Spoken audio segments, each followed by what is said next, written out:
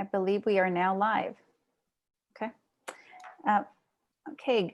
Good evening and welcome to the Tuesday, July 14th special meeting of the Newark Unified Board of Education. And before I ask Ms. Castellón to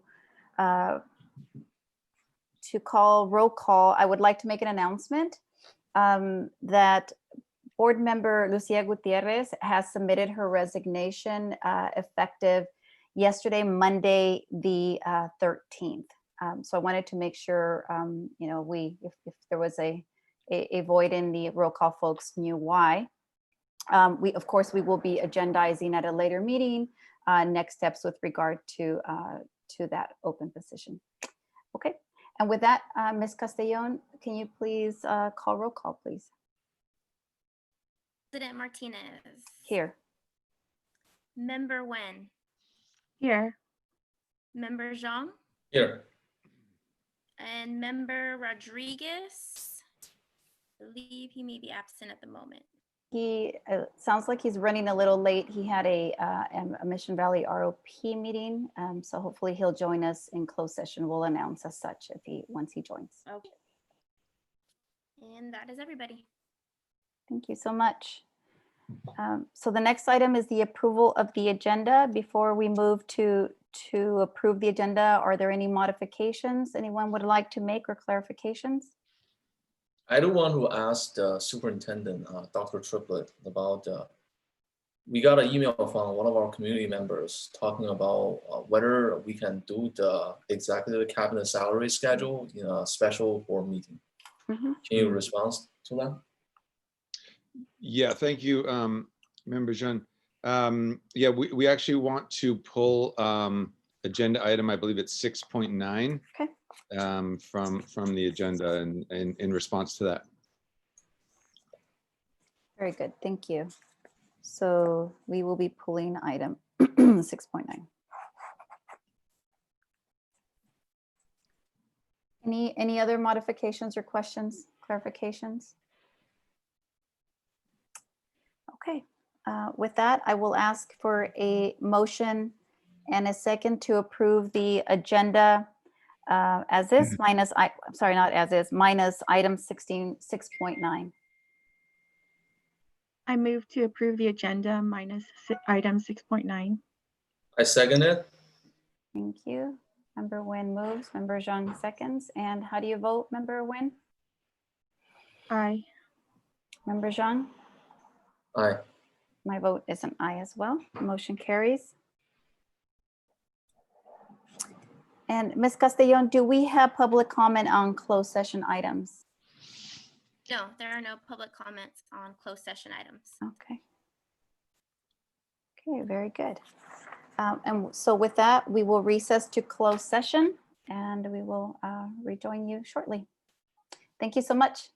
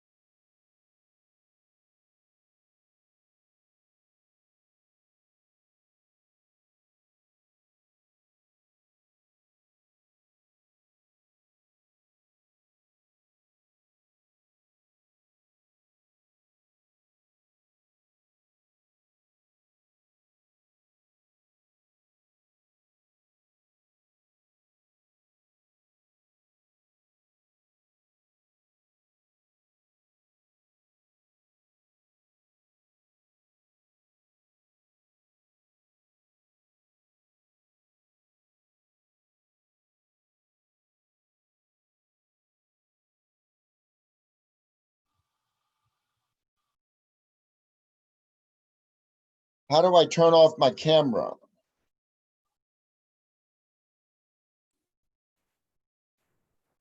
Member Rodriguez, there should be where it says start video.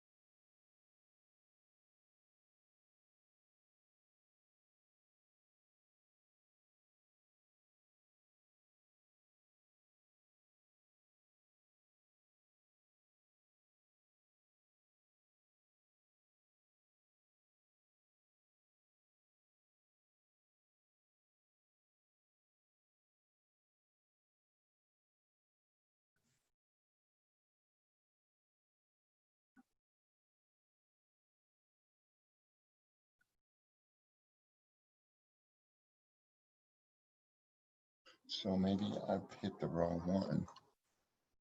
Okay. Just to open. Okay, so I need a closed session one.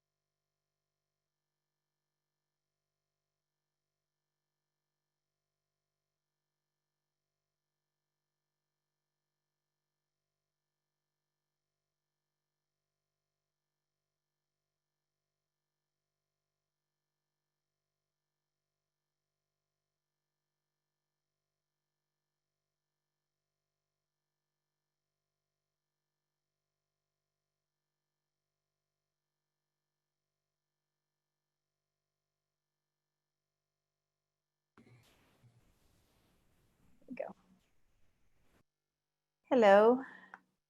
Can you hear me? Okay, sorry, thank you. All right, do we have?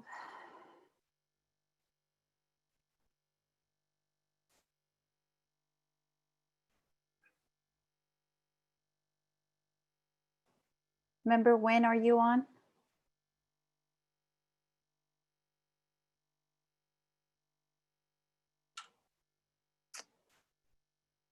So we'll have to wait another minute unless, She's actually on. She's not being promoted. okay, so if we can promote Member Nguyen and Member Rodriguez.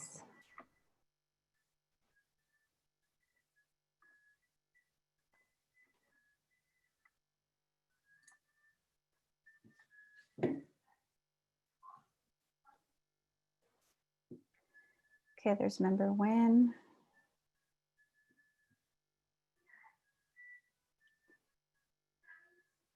And I know Member Rodriguez and I quickly accidentally jump onto the previous link that had been sent. So let's see. Let me just reach out to him very quickly.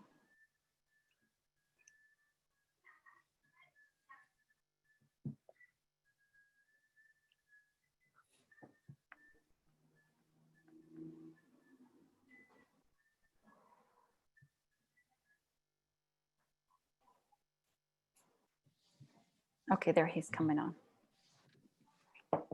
Thank you for your patience, everyone.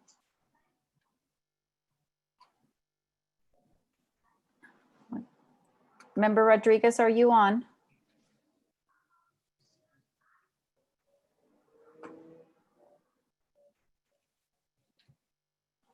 Okay, there he is. Okay, very good. Thank you so much. Apologize for the delay. Quite a bit in closed session. So thank you so much for your patience. So with that, we reconvene the meeting, the open session meeting of special meeting of July 14th. A couple of announcements. Just as a reminder, we are streaming live via Zoom and also YouTube. So thank you, IT. I know we've had some issues with our YouTube streaming, so thank you so much for getting us back on. The second announcement that I actually made at the beginning of the meeting was that I wanted to announce that member Lucia Gutierrez has submitted her resignation as board trustee effective yesterday, July 13th. So I wanted to make sure I got those announcements out. And as a reminder, I know we do have some public comment coming up. So just as a reminder, Ms. Castellon will be reading those and we will be limiting the 2 3-minute comments. Okay, and with that, I will ask everyone to stand for the Pledge of Allegiance. And I've been trying to coerce my young son to help me with that. Come here, Santi. Oops, oops, did I hit you? I don't want to. Come here. It's okay, we do it together. Ready? 1, 2, 3. I pledge allegiance to the flag Of the The United States of America, and to the republic Republic for for which which it stands, one one nation, nation, under under God, God, indivisible, indivisible, with liberty and justice for all. Thank you so much. Okay. All right. Great job. So moving on to, can you hear me okay? I took my headphones out. Is that okay? Okay, so moving on to reporting on closed session items. I do have a couple of items to report on. And I know there's some particular language, so if you give me a minute. Okay. And the board did take action to dismiss a certificated employee effective June 29th. And the vote was unanimous. Let's see if I took my, the motion was made by Member Zhang and seconded by Member Nguyen. Okay. Also, I failed to announce that Member Rodriguez did join us, Ms. Castellon, for closed session, just for the for roll call purposes. Okay, thank you. Okay, the second item, the reportable item, there were other discussion points, but the second reportable item is around item 2.8. And the specific language, and this was something that we discussed with our attorney, just I know sometimes there are questions about the appropriateness of the report out. So I just want to be very clear that we did seek guidance. So in closed session, with a motion made by Member Rodriguez and seconded by Member Nguyen, the board unanimously voted in favor of approving the agreement and release of claims with NUMA classified management, supervisory, and confidential employees, in which the employees each agreed to release claims related to compensation and accrual of vacation time to date and reset their vacation to 10 days in exchange for payment. The amounts are as follows. Give me 1 second.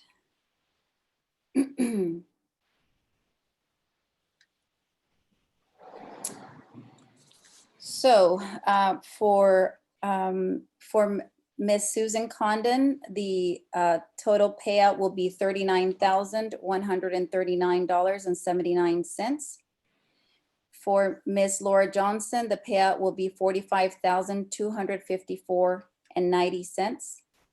For Ms. Julie Radcliffe, the payout will be $54,209.92.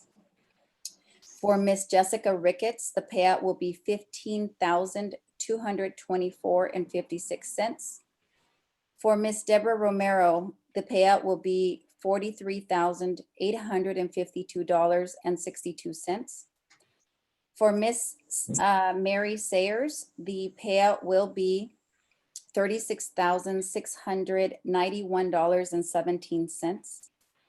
For Ms. Monique Castellon, the payout will be $2,946.07. For Ms. Kathy Hayes, the payout will be $3,264.88. For Ms. Michelle Oliveira, the payout will be $3,194.13. And for Ms. Debbie Platko, the payout will be $4,569.25. The total payout for the settlement is $248,147.28. So those are the couple of reportable actions that we took in closed session. All right, and with that, we move on to item 4.1, Superintendent Report. Perfect. Thank you, President Martinez, members of the board, staff, and community. So are you okay, President Martinez?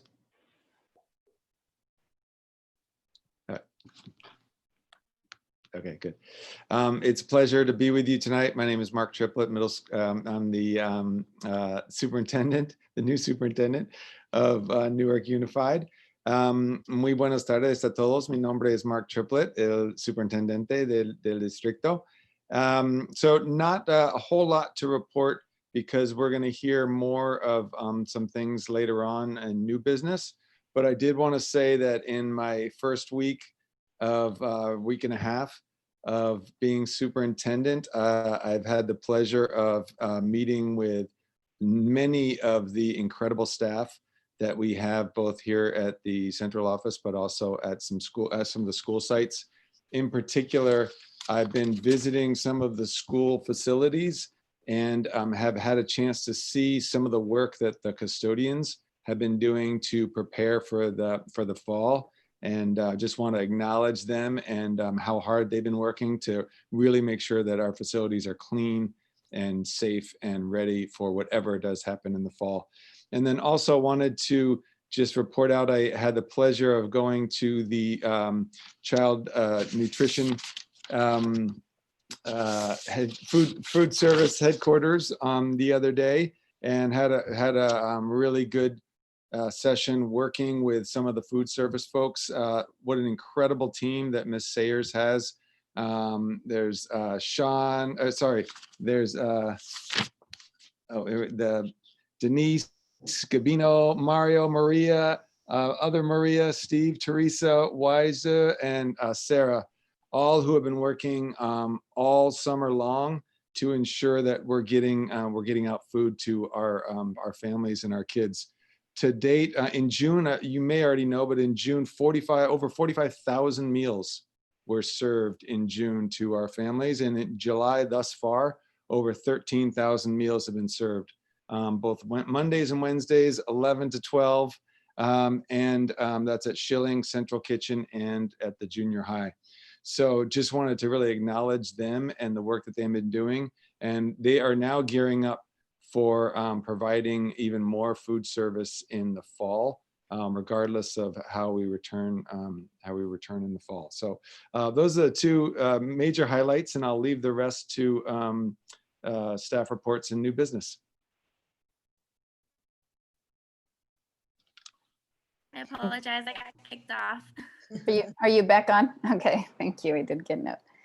Okay, let's see. And Superintendent Triplett, I think you also have a special announcement also within your report of an introduction.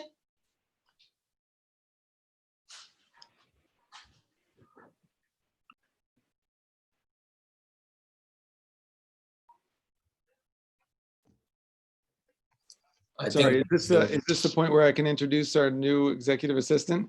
Great. No, this is the time where we can introduce our new principal for Kennedy Elementary. As the board remembers, Mr. Soria, Jamie Soria was appointed at the last board meeting of June 18th. And tonight he's here to join us and introduce himself to the board and to our community. Thank you. And before he jumps on, thanks for refreshing my memory. No worries. My So pleasure. we, the board, just a reminder, the board already did approve this, but it wasn't an opportunity to meet him in person. And I just want to say how excited I am for for Jamie to come on board. We were really impressed by the interview, his energy, his warmth, his enthusiasm, and his experience. So I'll turn it over to him, but just wanted to wish an official welcome. Thank you, and good evening, Superintendent Triplett, the board, and fellow new work team. My name's Jaime Soria, and it's okay, I get Jamie all the time. Yeah, I get Jamie all the time, but I'll forgive you for now. We have time to learn it. Yeah, I know. Yeah, I know. Trust me. I don't even speak Spanish, but it's Jaime. I'm just excited, to join the new work team, specifically Kennedy Elementary. Just a little bit about myself. I've been in the Bay Area working 3.5 years, most recently as the principal for an elementary school in San Mateo Foster City School District. I also was the assistant principal in Milpitas. Before moving to the Bay, I worked in the Central Valley as an AP, and I taught 9 years and loved every minute of it. I'm just really looking forward to working with the district and Kennedy Elementary staff, whether it be at school in person or at home, like Zoom or Google Meets. I just can't wait. Can't wait to meet the community, the families, and especially the students, when it is safe to do so. Currently, I'm just enjoying a little summer break, and I hope you guys are as well. I just want to thank you for the opportunity, and I'm honored to join the team. So thank you. Thank you. Thank you and welcome. Thank We're you. excited to have you. We're gonna put you to work, don't worry. Oh yeah. Can I say something? Absolutely. Mr. Soria, it's so great to have you join our excellent team of administrators and our community. You'll find that the Kennedy Elementary community, like all our schools, is a very tight-knit community, and I think that you'll find that they're all about getting our kids the best education possible, and we're happy to have you. You're following in the footsteps of Ms. Hughes, who was with us over 20 years as an administrator and also as a teacher. And you got big shoes to fill. And I'm pretty sure that you'll be able to do it. Welcome to Newark, Mr. Soria. Thank you. Thank you for the warm welcome. Yes, Mr. Soria, we're very excited. We've had great folks there, but I'm sure you bring a lot of energy and excitement. And so again, we're very, very happy to have you. So look forward to helping out any which way we can. So thank you. All right. Appreciate it. Thank you, everyone. Sure. Superintendent Triplett. Anything else? Thank you. No, that's all. I think we're ready to move on to staff reports. Fantastic. Okay. And with that, we move to item 5.1, which is the state budget update. Is that Ms. Dela Cruz? Yes, thank you, President Martinez and members of the board. I am going to share my screen.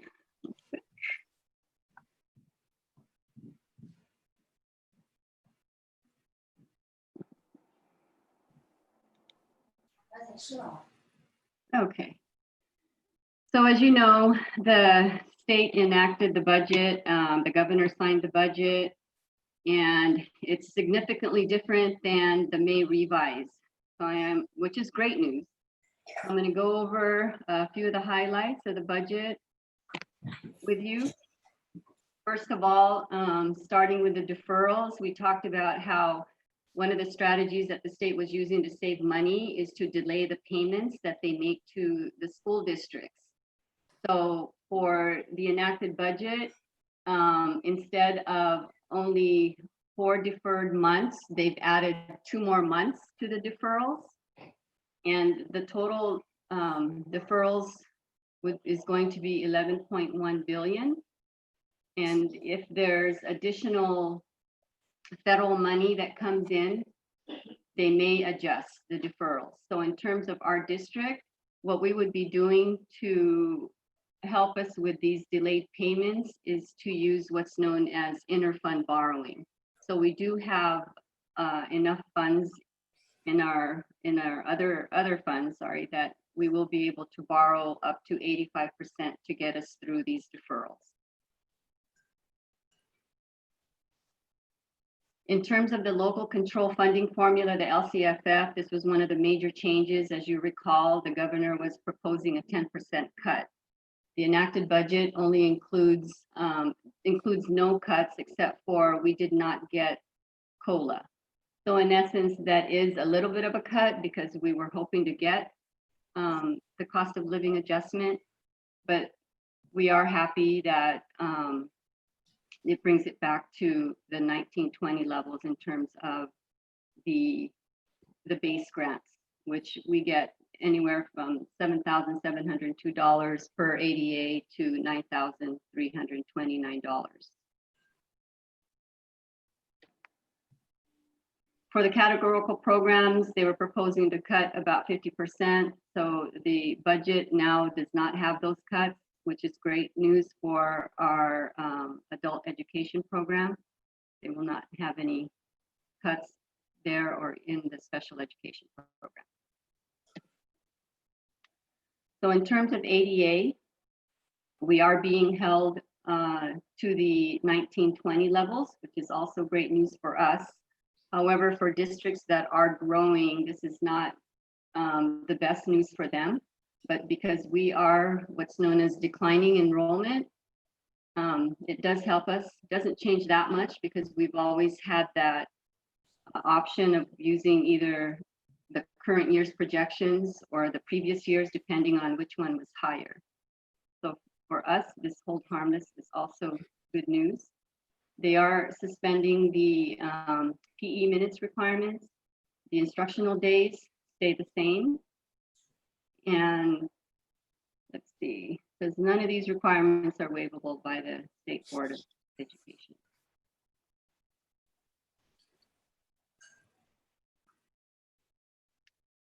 So for instruction in the 2021 school year, the new budget provides 3 options for providing instruction in 2021. We could go in-person instruction, distance learning, or hybrid instruction model. And there was some clarification as to the intent of the budget in terms of LEAs, districts providing flexibility in developing instructional models, but they want us to provide in-person instruction to the greatest extent possible. So distance learning is very similar to independent study in terms of the accounting and methodology, but it's not the same.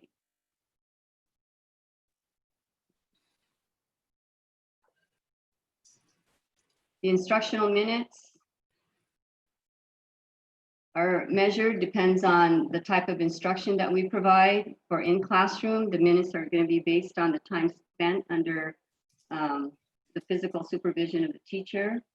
And the distance learning, the minutes are based on the time value of assignments.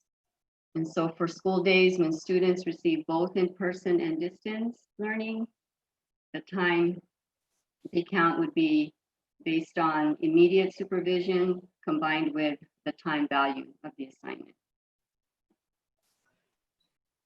So in terms of distance learning, our districts can offer under one of two circumstances, either on a district-wide or school-wide level as a result of the guidance from the state or local public officer. And it doesn't require that we get authorization from the public health official, but distance learning should be part of an instructional model that adheres to the most recent available public orders provided. And for those students who are medically fragile or would be put at risk by in-person instruction or who are self-quarantining because of COVID-19, at risk by in-person instruction right now is undefined, so it's open to interpretation by the student's parent or guardian, and there's no requirement for any medical note or verification. And if we are using distance learning, our districts must do the following for every student. We have to track and monitor the student's daily engagement in distance learning. We have to keep a weekly record documenting the students' engagement each school day and verify their participation and track their assignments. We have to communicate regularly with our parents and our guardians regarding the students' progress and develop written procedures for re-engaging students who are absent from distance learning for more than 3 school days or 60% of the instruction days in a week.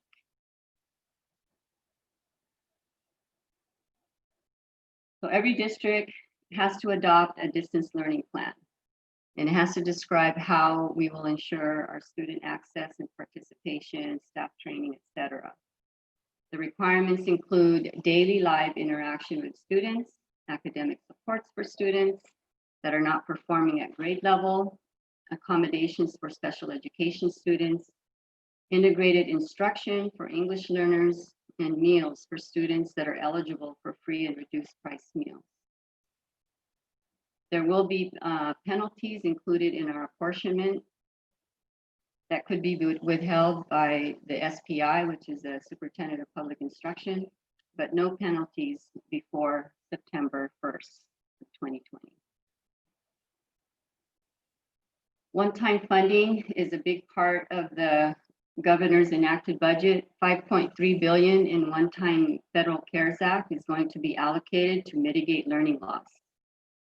So 4.4 billion is coming from the Federal Coronavirus Relief Fund, almost 540 million from the State General Fund, which is an additional amount that the governor added, and 355 million from the governor's Emergency Education Relief Fund. The funds are going to be allocated in 3 ways. So as you recall, at the May revise, they were going to allocate based on only concentration grant, which we were just below the threshold. But they changed that now to where it's going to be based on supplemental and concentration grant allocation. So we are now qualified to receive funding under this allocation formula. And then there's going to be another 1.5 billion on special ed, which, I mean, it's the same as it was in May revise. And then an additional $980 million he added based on our LCFF allocation. So for our district, this is about $2 to $3 million that we're hoping we can also use to offset some of our current expenses, as well as address our students to help them with learning loss. And the requirements for the expenditures and eligible uses is going to depend on the source of the funding. But the one thing to keep in mind is the period in which we have to spend the money. And for the most part, the money has to be spent between March through December 30th, 2020. And the money could be used for learning supports that begin prior to the start of the year. If we extend our instructional school year by increasing our number of instructional minutes, any additional academic services for students, including devices and connectivity, and integrated student supports to address other barriers to learning. The Elementary and Secondary School Emergency Relief Fund, the ESSER fund, this was the funding that was based on our Title I allocation. It's about $400,000 for our district. And this remained in the budget as well. In terms of the accountability, when we look at the LCAP, there is no standard LCAP for 2021. However, there is a new form. It's being referred to as the continuity plan. It's the learning continuity and attendance plan. If you notice, it's also, the acronym is LCAP. So this is the new LCAP that has to be completed by September 30th. We have to hold 2 public hearings, 2 separate times, and it needs to spell out how we're going to use the federal funding that's being provided in the budget.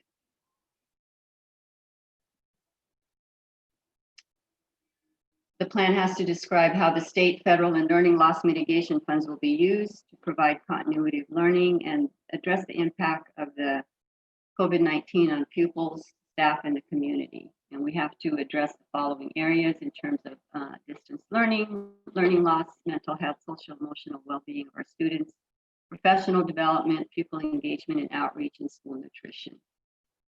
And we have to describe how we are increasing or improving services in proportion to our unduplicated students. Special education was reduced a little bit. Instead of the 645 per ADA that was proposed at May revise, it's down to 625. But this is still going to be a big help for our district and reduce the contribution from our general fund. The employer contribution rates, we're getting some relief for the next couple of years. You can see that they were able to reduce the rates about 2% each year. But in the 3rd year out, beginning in 22-23, then they'll be 3% higher on the average.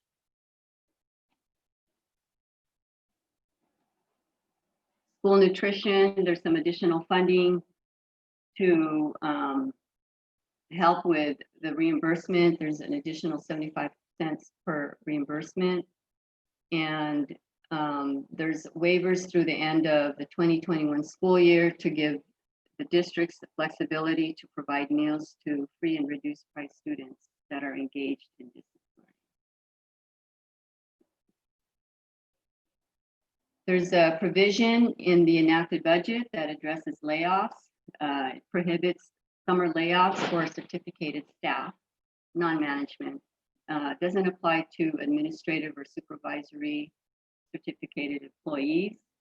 And it also prohibits layoffs for classified staff in the areas of child nutrition, transportation, or custodial services for the period of July 1st, 2020 through June 30th, 2021. This just gives you a visual of the deferrals on how our payments will be delayed. For example, if you look at, it's already started, the June payment that we were supposed to receive has been delayed to July. And then the next delay will be in February, which we won't receive until November of the following year. And then March payment, we won't see until October of the following year. And then the April payment in September of the following year. and the May payment in August, and then finally the June payment we won't see until July.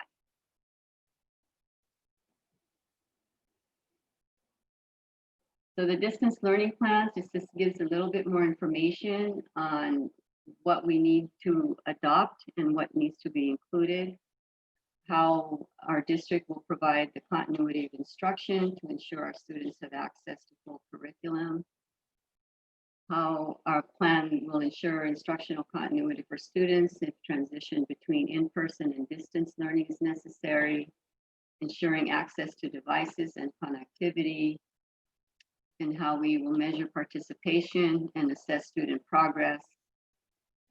Professional development and resources will be provided to staff, and if there's any new roles and responsibilities of affected staff, and what additional supports for pupils with unique needs will be provided.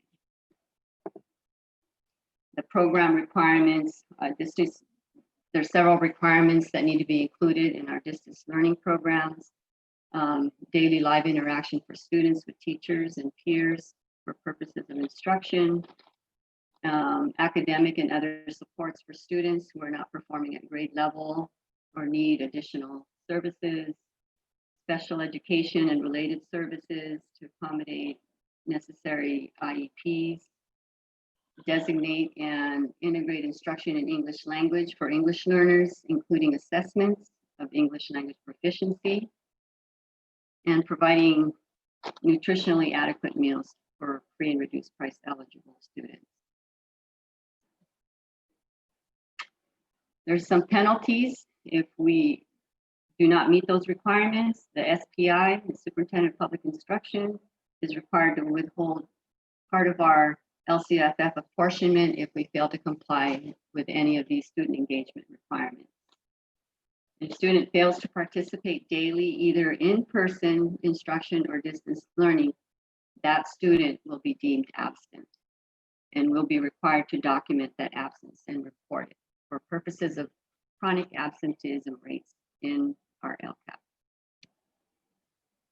Some flexibility that have been extended to our district to help us through some of the cuts is the hardship deferral exemptions and authority to use some of the proceeds from the sale of surplus property for one-time general fund purposes, increasing our interfund borrowing limits from 75% to 85%, and excluding our state pension payments on behalf from our calculation from routine restricted maintenance. And that's all I have.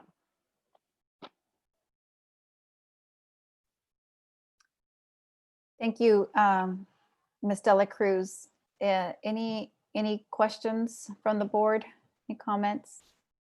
That was very thorough. I had the opportunity to listen in when the report was given, so thank you. I think that there's just a lot of moving pieces. I think that's really helpful for everyone to all of us to understand as we move on to the next section, which is the actual planning, right? So I thought that was very helpful. Any questions or comments? A lot of information, but I think it's necessary for the board to understand and to educate the board on all the different requirements that were built into this budget. Absolutely. Any other questions or comments? Thank you, Ms. De La Cruz. I don't have any comments. Thank you. Okay. So with that, if there are no other comments, we will move on to new business. However, before we move on, actually, sorry. We have, let me see. Oh yeah, it is here. Sorry, I printed out the agenda. Got lost track here. Before we move on to new business, I wanted to just make a clarification point. I got a little note here that I actually misquoted one of the amounts when I was reading the report out from closed session. So I just wanted to take a second to correct myself. For Ms. Ricketts, I had read the amount to be 15,224. The actual amount is 15,000 $24.56. So I just wanted to make sure I got that on record, Ms. Castellon. Thank you. Okay, so with that, we move to new business, and which is 6.1, school year reopening plan update. Mr. Superintendent Triplett. Thank you, President Martinez. So I just want to introduce this, and then the Director of Teaching and Learning, Mr. Dolowich, is going to lead this presentation. Really quick, Superintendent Triplett, do I need to read the comments first? Yes, thank you very much. So that's my fault. That's my fault. I apologize. Should have asked. Do we have comments, Ms. Castellon? Sounds like we do. Yes, we do. We have 2 comments, and I will set a clock at a cap of 3 minutes per comment. So let me pull the first one, and I will start the clock. Hello, I am a parent of 2 elementary school children in NUSD. I responded to the second survey that was recently sent out, and I'd like to provide comments of why I believe a hybrid model is the optimal way to function this upcoming school year. It provides the constant social interaction that children need. It cements the teacher/student relationship that much more, benefiting both the teachers and the students. It will allow teachers to detect any learning difficulties that some children may face. I believe it will be difficult for many parents to recognize these traits in their own children. Some classes are not conducive to an online format. There will be less students per class, offering an environment where teachers can really focus on their students and students get the attention they deserve. With less students in class and on campus, we can implement social distancing. There are less chances for children to suffer from social isolation and diminished mental health. There will definitely be children who will suffer academically if we opt out for 100% remote learning. We'll be putting the onus on parents to become teachers if we do 100% remote learning, a job some are not equipped to do in an academic setting. Related to the bullet above, kids also tend to listen to their teachers better than they do their parents, adding an unneeded stress under a 100% remote learning environment. School isn't just about academics. It teaches kids how to function as adults, and any amount of time taken away from them having a chance to be around other children, even if it's for a short amount of time, will impact them negatively. Thank you for your time. Sincerely, a concerned parent. And I have one more on 6. Sorry, there was no name attached to that one? There's a name on the email. She signed sincerely a concerned parent. Okay. So usually folks would put their name on there. So if there is a name, I think it'd be great if you read it. Okay, this one is from Cindy Plante. Thank you. And one more on agenda item 6.1. And this one is from Diane Castleberry.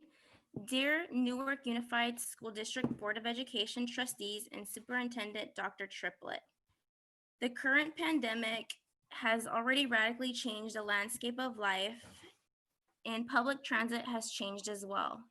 On May 13th, AC Transit met with NUSD staff to discuss service coordination for the new school year.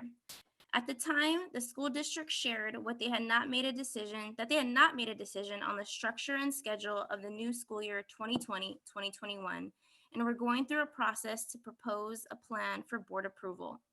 We provided information on limitations given required health and safety protocols, along with limits on resources due to economic impacts. As a result, we have implemented several changes on our buses, which are likely to remain in effect when the fall 2020 school year begins. It is important that the board and staff are familiar with these, but more importantly, it is critical that families are aware of what they can expect when school resumes. 3 main points of communications from AC Transit to families involve social distancing and passenger limits on board the bus, face mask coverings for all riders, and the inability for AC Transit to make any schedule adjustments for the coming school year. She's also attached a letter from AC Transit's general manager that she asked me to read. Dear school district representative, on behalf of AC Transit, I hope all is well during these unprecedented times. We know that many school districts' academic plans are still in development, and many districts are planning for possible resurgence of the coronavirus in the fall of 2020. We understand that you're refining academic models and developing scenarios for distance and blended models of instruction for the upcoming school year. Pre-pandemic, AC Transit carried tens of thousands of students to and from school each day. Due to the pandemic and physical distancing requirements, we have significant less capacity for all of our service. As such, it is important that school districts and private schools in our service area understand how the pandemic will affect bus.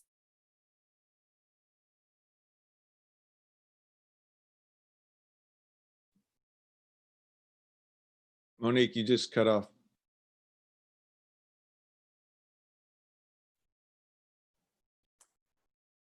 Okay, I think she. That you be familiar with these, but more importantly, it is critical that families are aware of what they can expect when school resumes. The three main points that we are asking you to be communicated to families involve physical distancing and passenger limits on board the bus, mask requirements for our riders, and the inability for AC Transit to make any schedule adjustments for the coming school year. To keep our operators and passengers safe and to maintain social distancing requirements, our capacity to carry passengers has significantly been reduced. Capacity limits are currently 10 passengers on a standard 40-foot bus and 16 passengers on a 60-foot articulated bus. And we have hit the 3-minute mark, so we'll stop with that one there. About how much longer, because this is something we can certainly post on our website as well. It sounds like it, is there, I know there was some This has repetition probably there. about another minute and a half. It's pretty long. Okay. Continue. Sorry, let's finish it just because it does impact transportation. But and I know that, like I said, there was quite a bit of repetition. So let's quickly get through it, and then I think we could figure out how to get it posted as well. Okay, no problem. Okay. So let me go back here. Capacity limits are currently 10 passengers on a standard 40-foot bus and 16 passengers on a 60-foot articulated bus. Please note that on average, the district's pre-pandemic supplementary service carried an average of approximately 34 passengers per trip. Based on our currently scheduled service and passenger limits, AC Transit will only be able to carry approximately 30% of the pre-COVID-19 ridership. Once capacity on a bus is reached, additional riders will not be allowed to board the bus, and operators will continue their route with only the 10 to 16 riders on the bus, depending on the size. In addition, given the economic climate caused by the pandemic, we do not have the resources to add buses to provide additional capacity. As a result, our ability to accommodate the loads that we would have normally carried during the school year has been dramatically reduced. It is extremely important that you help us convey this information to families. We also ask for your support in stressing to families that students are required to wear face coverings when they are on board any AC Transit bus. Consistent with the guidelines from the California Department of Public Health, people in California must wear face coverings when waiting for or riding on public transportation. Failure to do so could result in disruptions to bus service. Lastly, it is important to note that AC Transit developed this year's supplementary service schedules, routes numbered between 600 and 699, based on last year's school schedules, with the exception of a few changes that were communicated to us early by school districts. Additionally, random early release days selected by schools to allow for short days during finals or before holidays cannot be accommodated by AC Transit for the upcoming school year. Because of our process to develop transit schedules and the nature of public transit to be consistent, the next opportunity to adjust schedules cannot happen until our next service adjustment scheduled for December 2020, which we'll need to start planning for the next 2 months. We understand the changes and limitations above will impact families, but due to resource constraints and in order to prioritize the safety of AC Transit riders and operators, we feel it is important to communicate these constraints in advance and ask that you communicate this to your families and staff. Our goal is to give as much advance notice so that families, administrators, faculty, and other school district stakeholders can plan accordingly. AC Transit staff will be initiating communications around these topics using our existing communication channels and request that school district also share the information with families. Sincerely, Michael Hirsch, General Manager. This is from AC Transit. Thank you, Ms. Castellon. I think that was just important information. And so sorry, Superintendent Triplett, go ahead. Thank you, no problem. So again, good evening. Thank you, President Martinez. So just to tee up this next section where Director of Teaching and Learning, Mr. Dalowich, is going to present the plan to date around fall reopening. I do want to just preface by saying we will not have I know that the community is anxious to know how we are, whether we're going to be opening the fall year in distance learning or in a hybrid or in full in-person. We do not have that. We will not have that tonight, but within the next week and a half, we will be able to announce that. But what we're showing you tonight is a plan for how things could look in a hybrid model, as well as the decision-making process that we'll use in order to determine when it's appropriate to be in a hybrid model, when it's appropriate to be in distance learning, and when it's appropriate to be full in person, which unfortunately will probably not happen for some time. We did meet with, we held a town hall last Thursday, the 9th, and we were able to get a lot of feedback from community around this plan. We plan to hold another town hall on Thursday, the 23rd, and we're planning on by the 23rd having a definitive answer around how we will open up in the fall.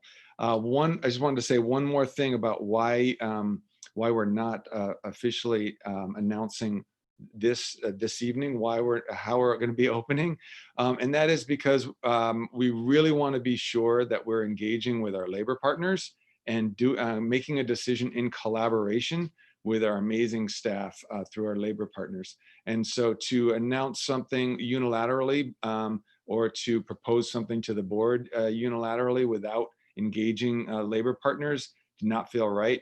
And it really needs to be a decision that's made collaboratively. Also, I will say the districts that did come out very early and announce how they would start the school year, many of them are having to roll that back based on conditions that have changed.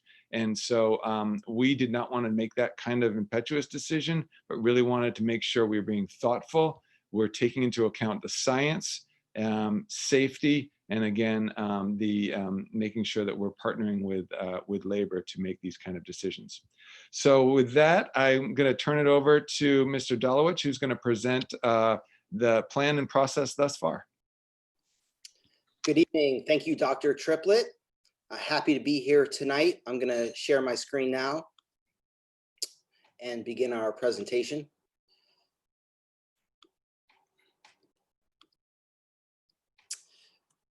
Good evening. For tonight's brief presentation, I'll be providing current updates, as Dr. Triplett mentioned, from Newark's July 9th virtual town hall meeting, as well as survey results from both our community and staff. I'll discuss the process for phases of reopening, as well as restarting in-person instruction, with a focus on the safety for both our students and our staff with respect to reopening in the fall. I'll introduce concepts for hybrid model schedules, virtual academy, as well as prioritizing significant subgroups of students when we return. And most importantly, I'll allow for an opportunity for questions and feedback. From our survey results, we had 750 respondents from each and every school community in Newark, as you can see here, including our district office. There were 35 respondents in Spanish from a majority of our school sites. And if you looked at the data specifically, 367 of the respondents of the 750 said that they prefer the hybrid model, whereas 424 prefer the distance learning. So majority distance learning, although it is very close. And it's interesting to note with my team, breaking this data down further, looking at staff only respondents. From staff only, 80% prefer distance learning, and from parents and families, approximately 55% prefer distance learning. So a clear distinction between staff and community preference. When we looked at respondents in Spanish, and again, out of the 35, a more closer split, 17 preferred the hybrid, 18 preferred a distance learning. So very close. And again, 35 respondents in Spanish. With respect to the response of families that are planning to enroll in the virtual academy, out of the 750 responses, 367 responded yes, they intend. So almost 50% of our families cited this. And with respect to Spanish-speaking families, of the 35 responses, 26 said that they were interested in the virtual academy. From the responses, we compiled the top 5 themes, and we are looking forward, as Dr. Triplett mentioned, on July 23rd to providing responses at the start of the virtual academy with respect to the questions and the comments that were made. The first and foremost of the themes that was captured had to do with safety of students and staff, followed by enrollment and registration questions, childcare issues with respect to maintaining distance learning and what to do for childcare, the questions around special education and specifically its schedule, and finally, operations with respect to the virtual academy. To give you an idea of the most salient questions for safety, for instance, questions came out around how teachers will be supported with respect to protocols if they are indeed out with COVID-19. Or for instance, the second question, what will be the current protocol if a child or student tests positive and we're in fact in the hybrid model? With respect to enrollment and registration, there were questions around the hybrid model in terms of the start of the school year. What will it be, hybrid versus distance? How will siblings be aligned with respect to group A or B? And with respect to childcare, as I mentioned, questions around what will be provided, and specifically if we're in the distance learning model, what will parents and guardians do as options for their child? Again, we will provide responses, and some of those will be embedded in tonight's presentation. Others will be provided July 23rd. With respect to the final 2 columns, special education, parents, guardians, and staff asked about the virtual academy. Specifically, will it be offered for students with special services that have an IEP? And the answer is yes. Questions around how to proceed with a request for IEP or a 504 plan if a child does not yet have one.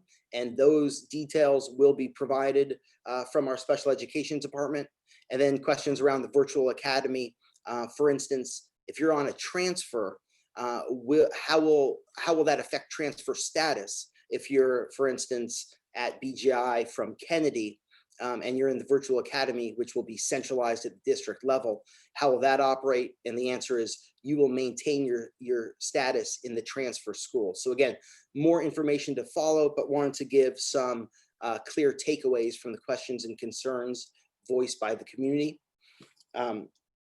As we transition on, our current situation is now informed by 3 comprehensive surveys.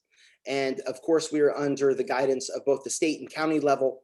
But as I move forward with presentation of different phases for reopening, which we're seeking board input and also asking for approval here tonight, it should be said loud and clear that we understand as a district the concerns from the community, as well as the level of anxiety from our staff that Dr. Triplett mentions. As a district, we are committed to being thoughtful and deliberative with the decision we make for August 13th, and we will prioritize the safety of our students and staff first and foremost. So we want to underscore that point as a district. The state level identified 4 pillars with respect to reopening schools. They are health and hygiene, face coverings, physical distancing, and limiting gatherings. And then the county Office of Education, as well as the Department of Public Health at the county level, then drilled down and identified 7 components. For the purpose of tonight's presentation, Anyone is welcome to delve deeper into the following slides, but for the purpose of brevity, I'll cover them fairly quickly to move on to the phases of opening as well as the hybrid models. However, the 7 areas are cloth and face coverings, face shields, temperature screening, physical distancing, the cohort size when students return, the length of time cohorts are in instructional times, and then finally, how to navigate and put protocols in place for student and teacher movement with respect to rotations. So cloth face coverings are required for all students. We understand the challenge that poses for our younger ones, and we do have responses for our concerned community members. Face shields are also permissible as a substitute. Temperature screening is recommended to be conducted at home before entering the building. And then as a district, we can support as necessary additional screenings if required. Physical distancing, as many are aware, 6 feet or more, specific to tables and desks and physical configurations. And size of cohorts should be limited to 12 students or less with each teacher.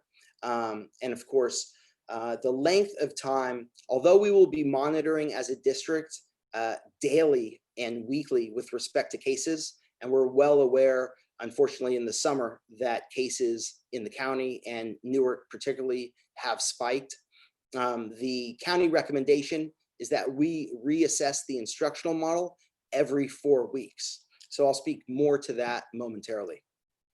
And finally, teacher and student movements. We know it's a challenge to keep younger children apart, but we want to maintain stability, again, anywhere from 10 to 12 students maximum together to limit interactions and gatherings.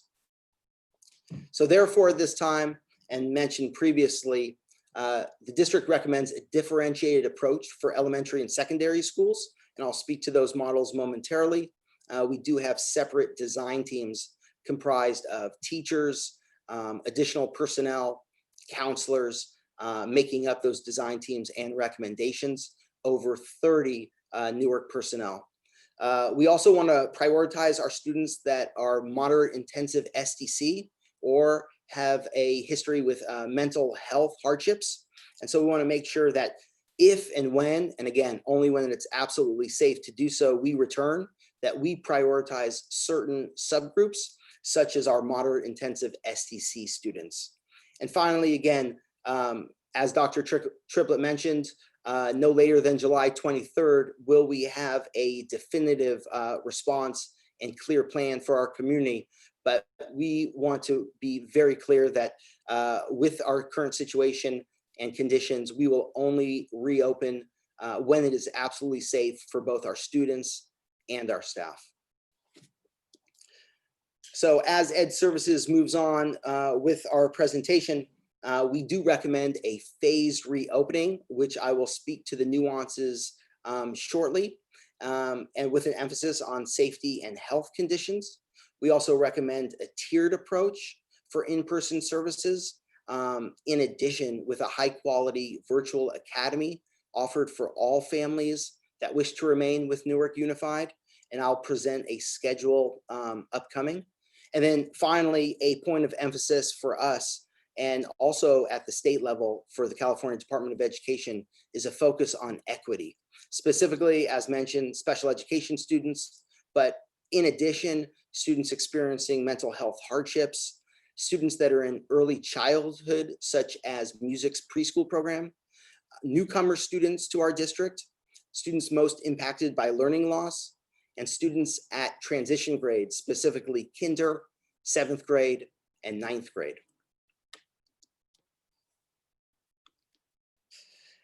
This flow chart is our recommendation for phases of reopening. And if you look at it from the top, you can see the state level outlined. California Department of Education recommends reopening school, and below it, Alameda County recommends reopening of school. And if you follow the flow chart over to the right, if either the state or the county level determined that conditions were not appropriate or safe for returning in a hybrid model, for instance, then we would follow over to the right, our flow chart, and we would in effect start August 13th in distance learning. This is our rationale. Of course, pending updated labor agreements. Unlike some other districts, we want to be transparent and collaborative partners with our labor partners. And so this is a priority for us as we work to design reopening in the safest way possible. However, if California Department of Education and the county both give us the green light, then you can see as a local education agency, Newark Unified ultimately determines the phase for reopening. And we are recommending here tonight that that responsibility falls with Superintendent Triplett with respect to the following 5 categories. So we would look as a team at the cases not only in schools, but also in our community. We would look at whether we have the sufficient equipment and PPE so that we can safely support our staff and make sure our students are attending in the safest environment possible. We would look at the necessary and requisite items for contract tracing, the physical capacity and space, and of course that differs on each campus. And then of course, cleaning to the utmost and highest standards.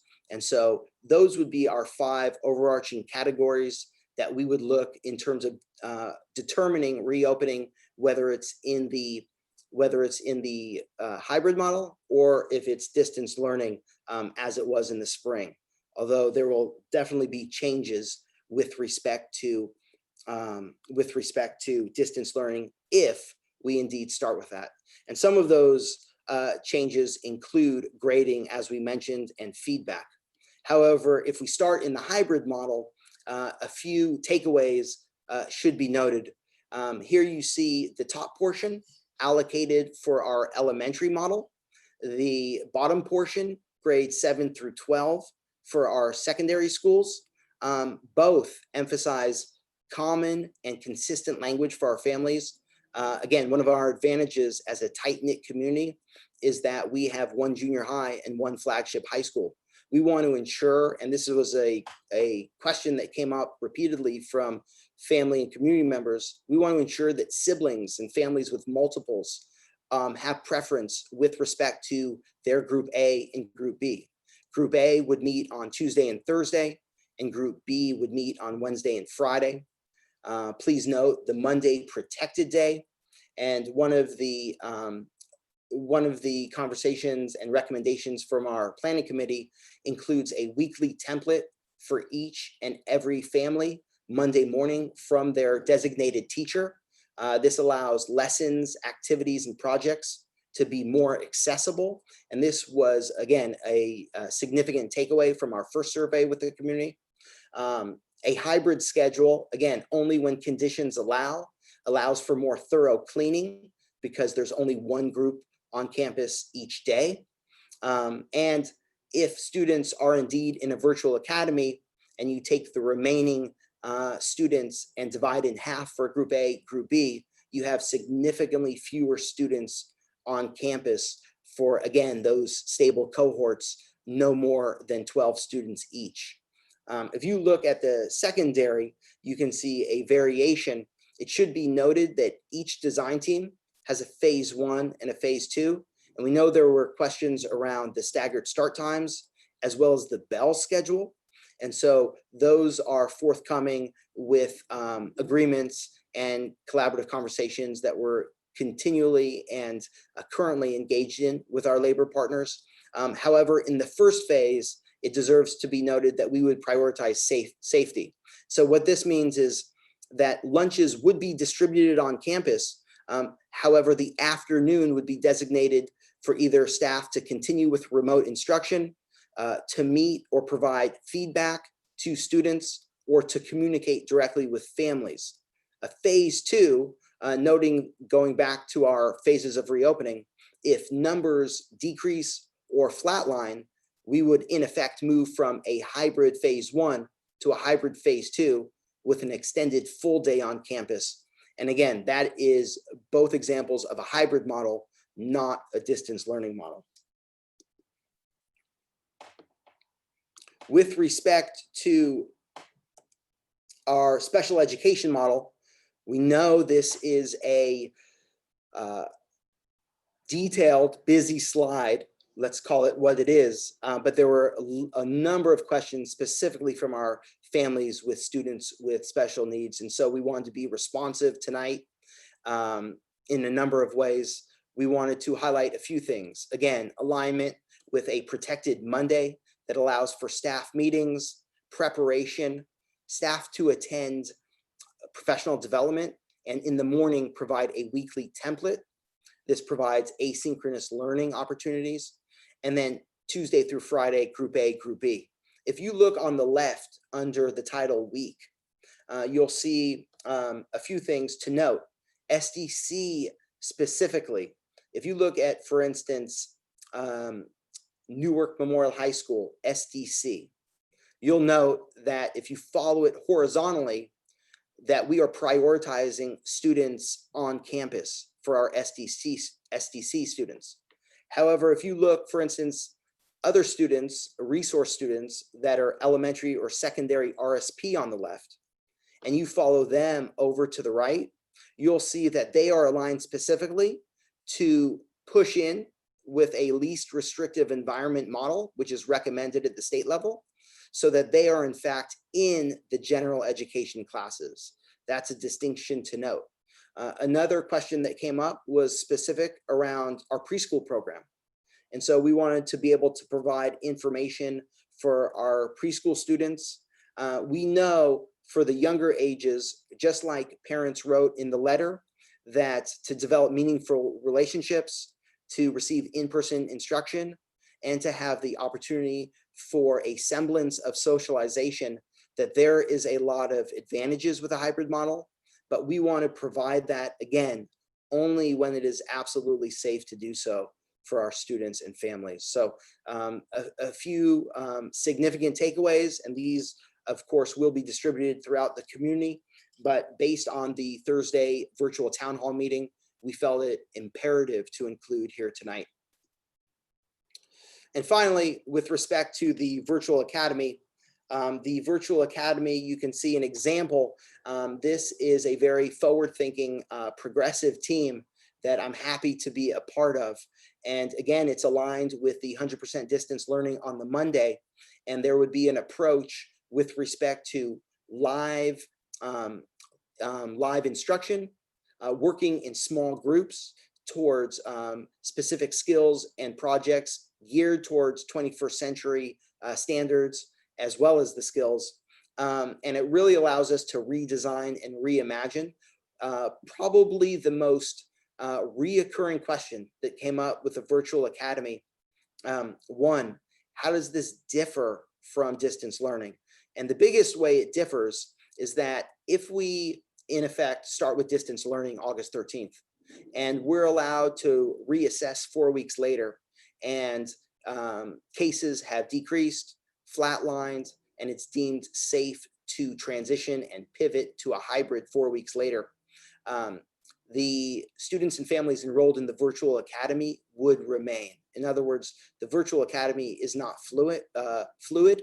They would be in it as elementary students for the entirety of the first trimester, and for secondary students for the entirety of the semester.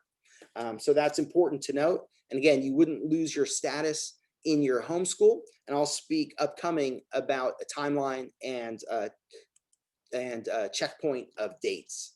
So speaking of this, we shared this. This is the first of two. We have some new information for families in our community here tonight. Obviously tonight, the July 14th, we are recommending, after discussion and feedback, approval of our phases of reopening, approval of our hybrid and distance learning plans, because we need to be able to provide the safest environment possible for our staff and our students, and to be able to pivot as conditions dictate. That's an important point to note. And then, of course, we also are recommending that Superintendent Triplett is able to make the recommendation within the next 10 days or less. And we want to be transparent and collaborative with our labor partners and prioritizing those relationships as well as those agreements in order to make sure that we are thoughtful in getting this right, because Newark deserves that. July 23rd, we have the second of 2 virtual town hall meetings, and we look forward to improving responsiveness and communication. August 6th, we have a scheduled board meeting. All principals will have returned by August 3rd through the 10th, and therefore we will expect direct and timely communication, both from the district and site principals with respect to each school community. That will include updates, textbooks and supplies, and further Chromebook distribution. Continuing with our monies that Ms. De La Cruz outlined, we want to address the digital divide. Beginning in early August, continue to distribute Chromebooks and to make sure that we do everything we need to do with connectivity, hotspots, and Chromebook distribution to be a one-to-one district. We have to be, and that's a priority for our district. August 13th, students return, and before that, teachers return on August 10th. If you drill down a little bit from this, you can see here important dates and checkpoints. A few things to note: that we want to provide registration for the virtual academy, again, pending agreement with our labor partners. That would be available July 20th. As Dr. Triplett mentioned, by July 23rd, if not sooner, we would like to plan and announce whether it's a hybrid or a distance learning model so that all families can take the appropriate next steps, and we can support our staff in planning appropriately for August 13th. July 30th, a week and a half later, once the virtual academy registration is open, we would close the window. And if we indeed went to a hybrid model, then students and families would receive an assignment on August 5th.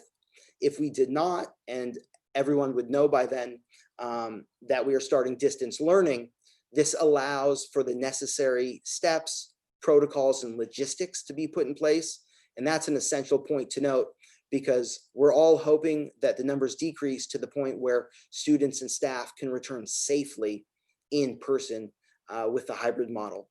August 13th, regardless, we will start school, and we will provide communication and feedback for our students, as well as grades.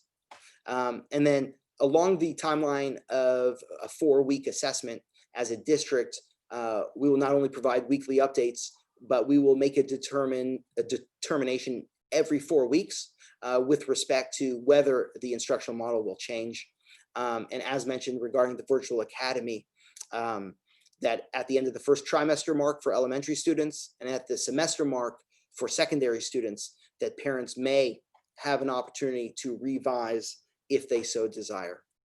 So at this time, what I'd like to do is share with you how we intend to move forward together, what is new, and what we have been working on as a district and as an instructional planning committee. I mentioned the weekly template. We want to provide that from our teachers to our families and identify weekly outcomes, as well as the tasks starting on Monday that can be expected, and so that parents, guardians, and students know what to work on and what to expect. We want to be able to be creative and rethink education to free teachers up, whether it's in the afternoon or on off days with a group A or group B, to provide more small group instruction for the significant subgroups outlined here tonight.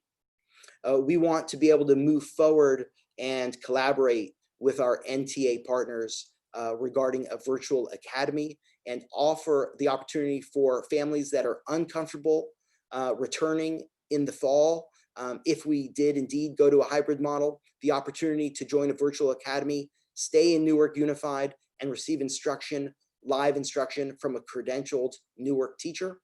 We want to take a redesigned approach with board goals aligned with district goals that emphasize a student-centered approach. We want to place an emphasis on mental health. We know just as adults have been significantly impacted, so too have our young ones. And we need to find different resources and support for our teachers to be able to provide social emotional learning, as well as mental health check-in opportunities in addition to curriculum. We want to design in Ed Services a new graduate profile that takes into account the pandemic as well as the skills requisite for 21st century workforce. And we also want to tap into and continue to support leading from within. We had a partnership with EdTech and outside organizations that we were looking to maintain for professional development, but we also want to identify and work with our labor partners to compensate lead teachers to set up classrooms so that they're consistent throughout the district with remote learning. We understand that all of our staff are at varying points, and we need as a district to take the onus to support them, provide opportunities in the end of July and the first week of August to set up remote classrooms now so that what we experienced in the spring does not occur again. So at this time, I'm going to open it up for questions. I'm also going, once questions or information is presented, would like to recommend that we have a board vote to approve the instructional models and phases of reopening here tonight, as well as authorize Superintendent Dr. Triplett to make a final determination on reopening schools based on the criteria I outlined and based on the emphasis placed on the safety for our students and our staff. Thank you. Thank you, Mr. Dolowich. And before we get started on discussion, as is customary, I will ask a motion to approve the instructional model and authorize the superintendent to make a final determination on the reopening of schools 2020-2021 school year. So before we open discussion, I'd like a motion and a second to accept staff recommendation.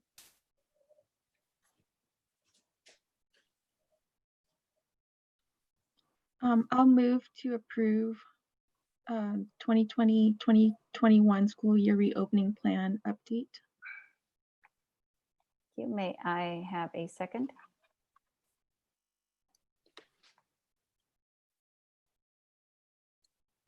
I'll second it. Thank you. Okay, and with that, we open discussion. So board, I'm sorry, I just can't see everybody. I was trying to get everything. So Member Zhang, do you have any questions? Yeah, just one thing that for the cohort, the hybrid learning model, per day, we're still talking about 3 periods, right? Or each period is longer, or will there be an earlier dismissal time? Really good question. So initially, when it is safe to return in the hybrid model, students and families would have an abbreviated schedule. So to your question, it would not be a full day. We want to make sure that students and staff are safe. And so students would receive lunch, and then they would return home or with an after-school program provided.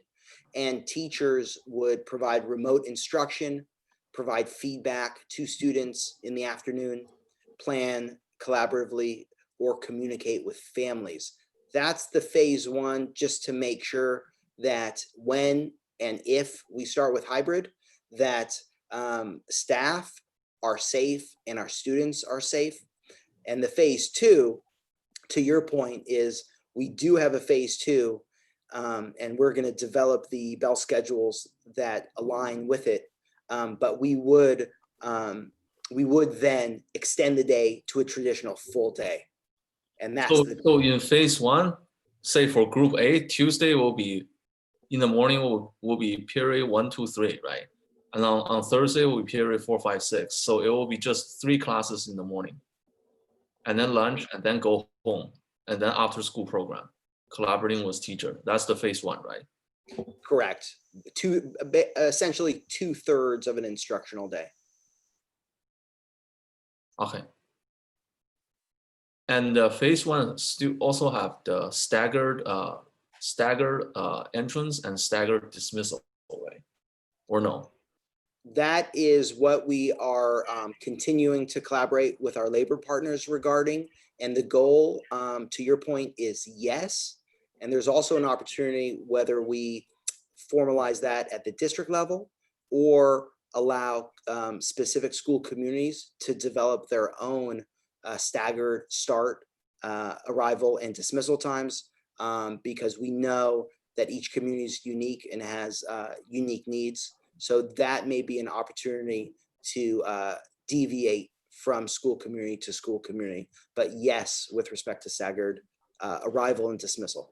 Yeah, so that means within each group, within group A and within group P, they will be further divided into 2 groups, right? Correct. Based on the staggering. Sorry, if I could just jump in. The staggering is more complicated at secondary, just by the nature of the way that teachers teach different content areas. And so we're still trying to explore what's the best way to do that without creating sort of bottlenecks, so to speak. So I think it is easier to stagger in the elementary, and we're still working it out, how that could possibly look in the secondary. Yeah, and for Superintendent, Dr. Triplett. Sorry, Member Zhang, maybe just this last one. I just want to give the other board members an opportunity to ask questions. Oh, so follow up from the virtual town hall last week, some unanswered questions, Superintendent. Are nurses going to be present on the side, and are playground allowed for the kids? Yeah, thank you, Member John. So in terms of nurses, we have a nurse, a lead nurse for the district. We don't currently have a nurse at every site, and so we're trying to think through how to make sure that we have trained staff at every site, and we have a particular staff at every site that are able to implement health checks and protocols with supervised by the district nurse. And then your question about the play structures. We're still looking at the guidelines from the county to make sure that whatever we do with allowing play structures to be used, that we're following all cleaning protocols. If it's determined that that there is a way to keep them safe and utilize the play structures, we certainly will do that. But we are being a little cautious there. Okay, thank you. Thank you. Thank you, Member Zhang. Member Nguyen, Member Rodriguez, any questions or comments? I do have. Go ahead. I'll wait. Go ahead. Okay, I can start. So based on the sorry, I can't even think right now. Based on the presentation screen you have up right here, where it says for secondary grades 7 through 12, in the hybrid phase 1, teachers see their students 50 minutes in person a week per class. So when I look at that, wouldn't it be more advantageous for parents to enroll their students into the virtual academy and not have to deal with the phase 1 hybrid model in terms of instructional minutes? Even though it is in a virtual setting, you're still getting longer instructions and more detailed instructions if you enroll your student in virtual academy. That's a fair point, Ms. Nguyen. And how would that, I'm sorry, and then how would that, I mean, in terms of like, if we are looking at equity, how does that affect that? Good question. Ultimately, it's a family's and students' preference. We would still want to provide the same amount of live in-person instruction. We could couple a hybrid model with also live instruction as well.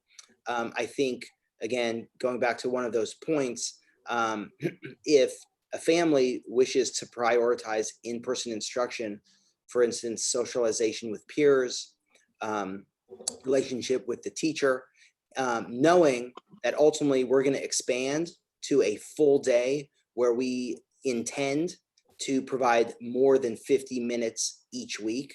That is the intention of phase 2, but we want to be transparent around phase 1. So if that is the case, then the families would indeed select hybrid. If a family is uncomfortable with in-person, even if conditions improve, but they don't want to send their child or student back until there's a vaccine, for instance, and they know that that child wishes to remain with Newark Unified and receive the online instruction that you're talking about, then the virtual academy would be more advantageous. So you definitely bring up very good points. I think there is a preference for a percentage of our community that wish their child or student to receive instruction in person and to also have the socialization with peers. And so the hybrid model allows that, some semblance of normal in our new normal, whereas that virtual is going to remain throughout the trimester or semester. Okay, and then my last question is from a parent, and they want to know that if they opted in for virtual academy and if things got better and it was safe from COVID for kids to go back to school, can they opt out or do they have to stay in the virtual academy? They can absolutely opt out at the trimester or semester mark, but Okay, not perfect. before. Thank you. Thank you. And Member Rodriguez, before I give you the floor, we are at 7:42. I believe we're scheduled to end at 8. That was so we're going to have to extend, and we still have quite a bit to go. So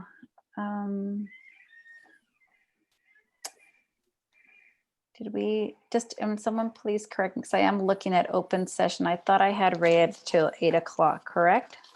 Yeah, Okay. So if I'm thinking maybe try to wrap this conversation up for the next 10 minutes. So maybe an hour. I'm looking at the board. You think one more hour will get us through the rest of the agenda? Because I know we could only extend one time.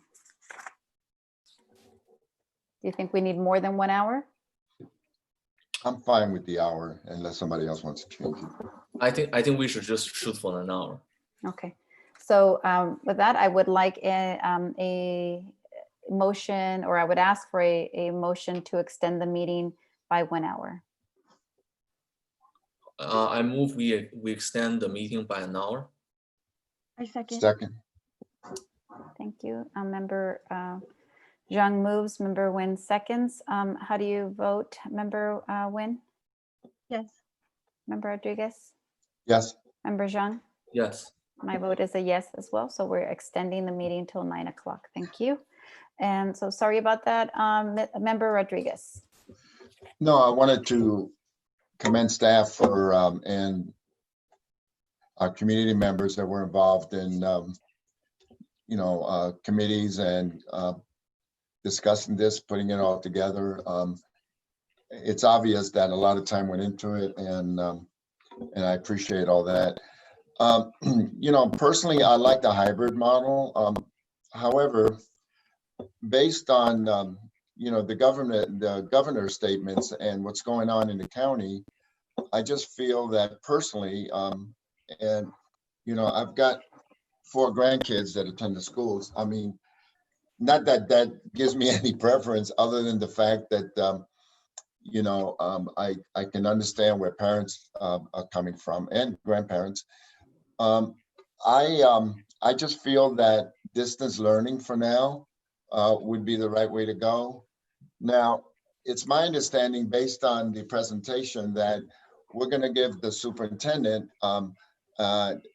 the right to make the decisions. And I'm assuming that Mr. Triplett, being that the person that he is, will keep the board informed and make sure that we're in the loop. And so we just vote once, and then it's on him. And as a board, as we all know, if we don't give him the latitude that he needs in order to perform and do his job, then that's considered micromanaging, and we definitely don't want to do that.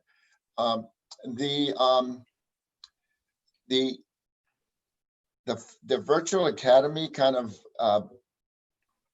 pulls me the wrong way.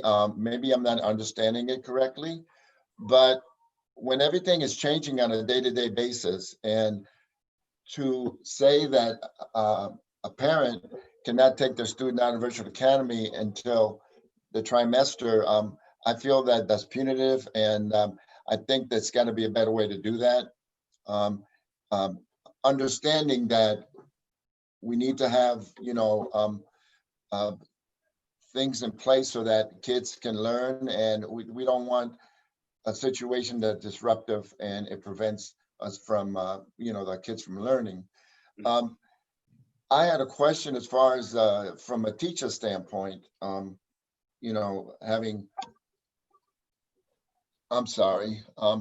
kids that are, teachers.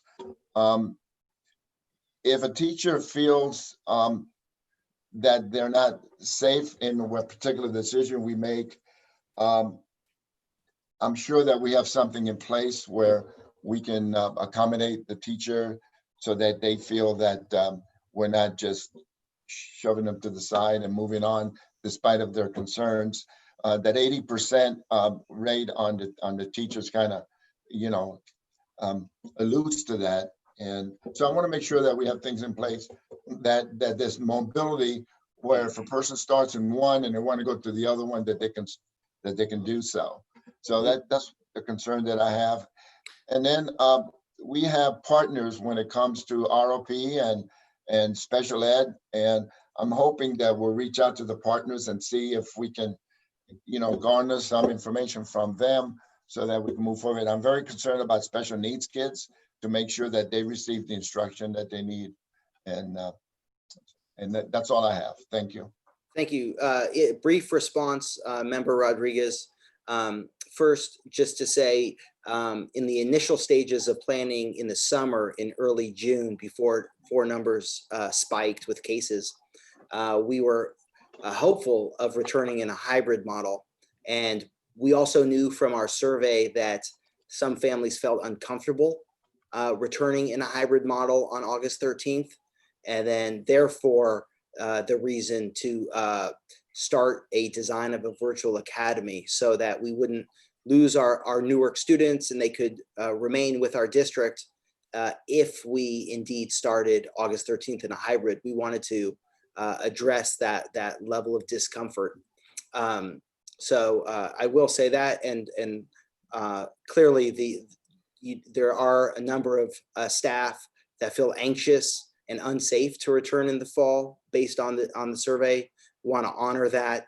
And of course, I think staffing from human resources with our NTA labor partners would determine the criteria that you referenced with respect to staff that feel unsafe. Thank you, Ms. Falowich. Thank you. Yes, and I think it's important to remember that the virtual academy is something the parents would have to opt in, right? So I think that's really important. I think it's a great option because I know folks that I've heard in the background, they really like that idea. Yeah. And anything that gives them the option to make sure we're keeping our students here in Newark. Oh, sorry. The last point I just to say, again, is that the virtual academy includes a credentialed teacher. So teachers that meet a criteria and outlined agreed upon criteria with NTA would have that opportunity to continue teaching remotely. And that would address that safety factor that Member Rodriguez mentioned. Yeah, thank you. Thank you. And I have a couple of questions, and I know we're trying to wrap this topic up. I know there's a ton of interest, but the first question I had was as I tried to marry the presentation that Ms. Dela Cruz presented with regards to the funding, and then as I look at our plan, which is where Mondays is we'll call it a staff, like a development day.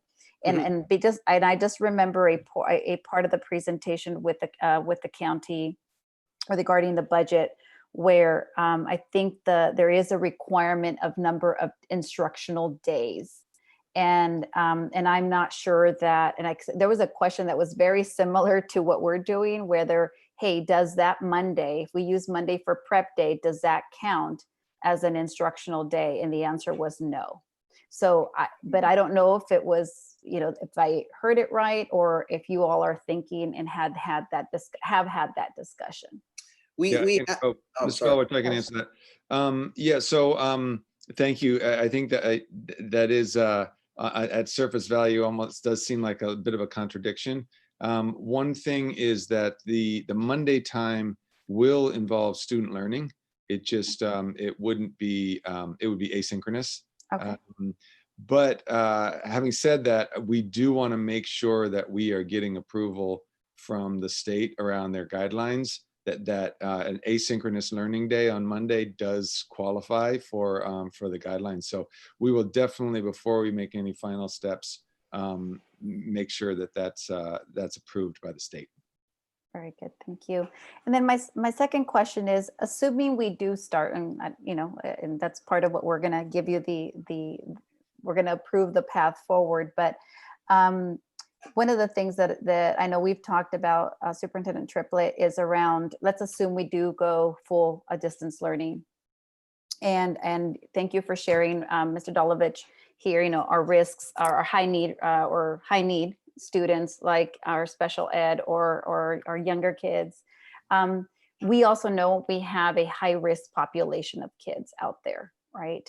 Who maybe are not in the safest environments. So I'm curious as to where we capture that on the grid, because that's one of the things that definitely keeps me up at night, is how are we going about it from an equity perspective, from being a safe zone for our kids? How are we building that into that grid, if you will? I'll jump in there. So, well, two things. One, and I think we can improve our approach. We had a number of students disengaged in the spring, especially over the course of the months. And so we have a student services department that can develop an approach, systematic intervention by monitoring and being in communication with the sites, and then following up appropriately with families if we see students, for lack of a better word, kind of fall off the grid again. The other thing, just to say, in the phase one, to your point, President Martinez, we would allow the afternoon for small group work. And so when we talk about, on the previous slides, subgroups that are issues of inequities, when we talk about students experiencing mental health hardships, newcomers to the district, students transitioning to kinder, 7th and 9th, then we need to find ways with small group instruction so that teachers can reach them in a different time than the designated period 1 through 6.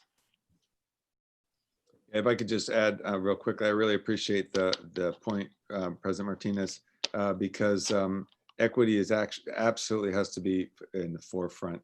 And we also really want to make sure that as we build out our learning loss mitigation plans and our continuity of learning plans, that that's where we're really focusing the use of those funds that are coming in to make sure that we're supporting those students who currently are farthest from success. Can I ask a question? Okay, maybe one more. Go ahead. By the way, when I talked about staff and I said teachers, I meant all the staff, classified and management and everybody.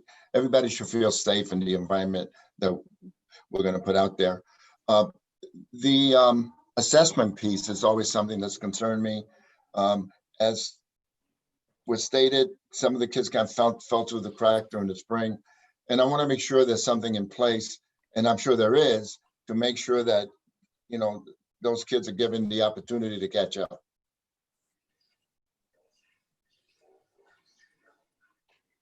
Yeah, thank you. I'll just speak from sort of like a broader national perspective. I think that in the spring, the progress monitoring of student learning was not what it should have been in the during the distance learning. And so in building these plans for the fall, that's number one priority as well, is that how do we ensure that we are measuring student learning on a daily, weekly basis, and then also how are we communicating that back to both the student and to the family?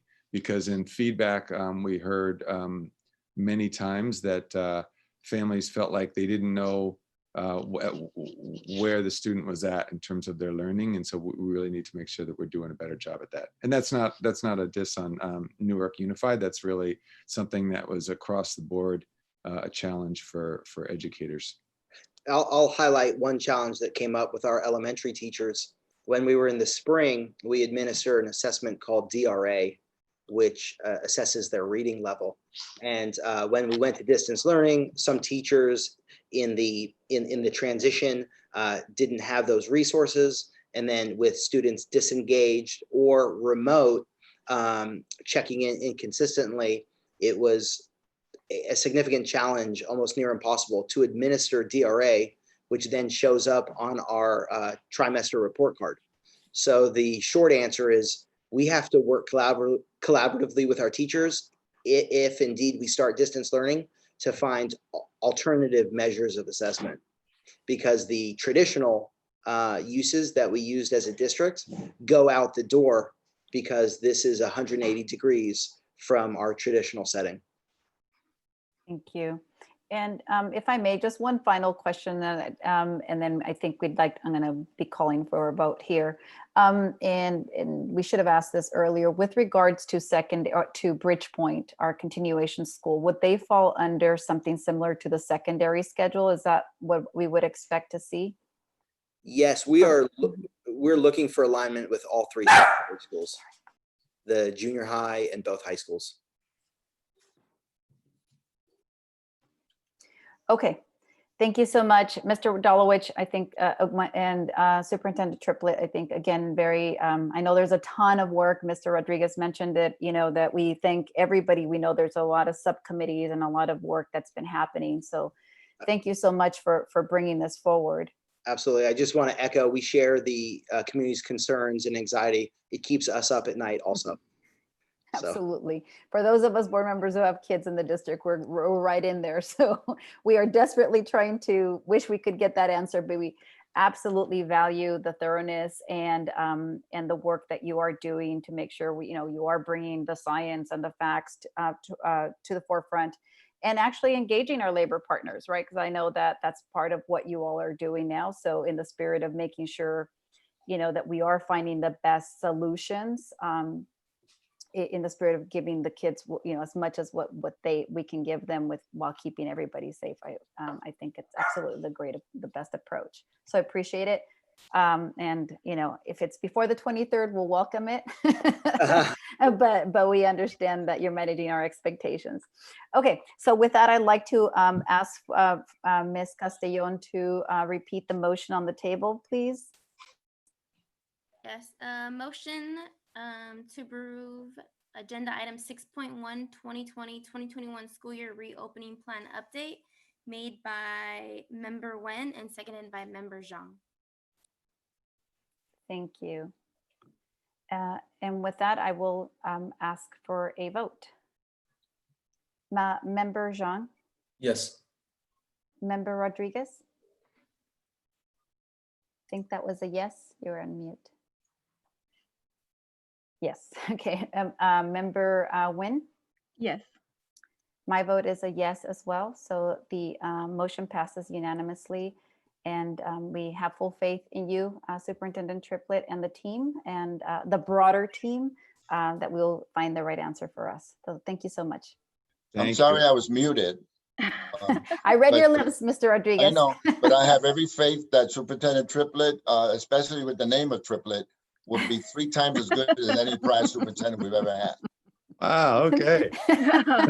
Thank you, Mr. Rodriguez. No pressure there. Right.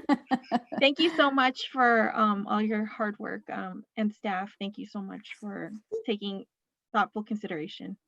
Yeah, the staff has been doing really incredible work on this, and we will keep you all in regular communication. So thank you. Thank you so much.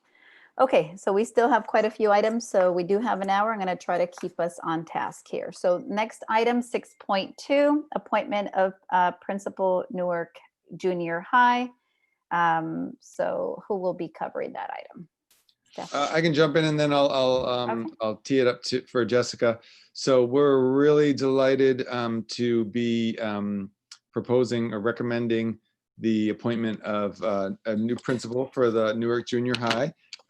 She comes with a lot of experience, a real, what really struck us was a real warrior for equity, and very much an instructional leader. So this is Ms. Risha Krishna, and I'll let Jessica speak a little bit more about that. Thank you, Superintendent Triplett. And yes, we actually have Ms. Krishna with us, joining us for a quick introduction, but a little bit about her. She's a 19-year career. She built a diverse set of skills that strengthened her ability to lead. And she most recently served as a principal of a large 1,600 plus middle school and vice principal at a K-8 international school in Livermore. Her passion for restorative justice compelled her to lead the implementation of a social emotional curriculum that reduced health issues among the students in her population.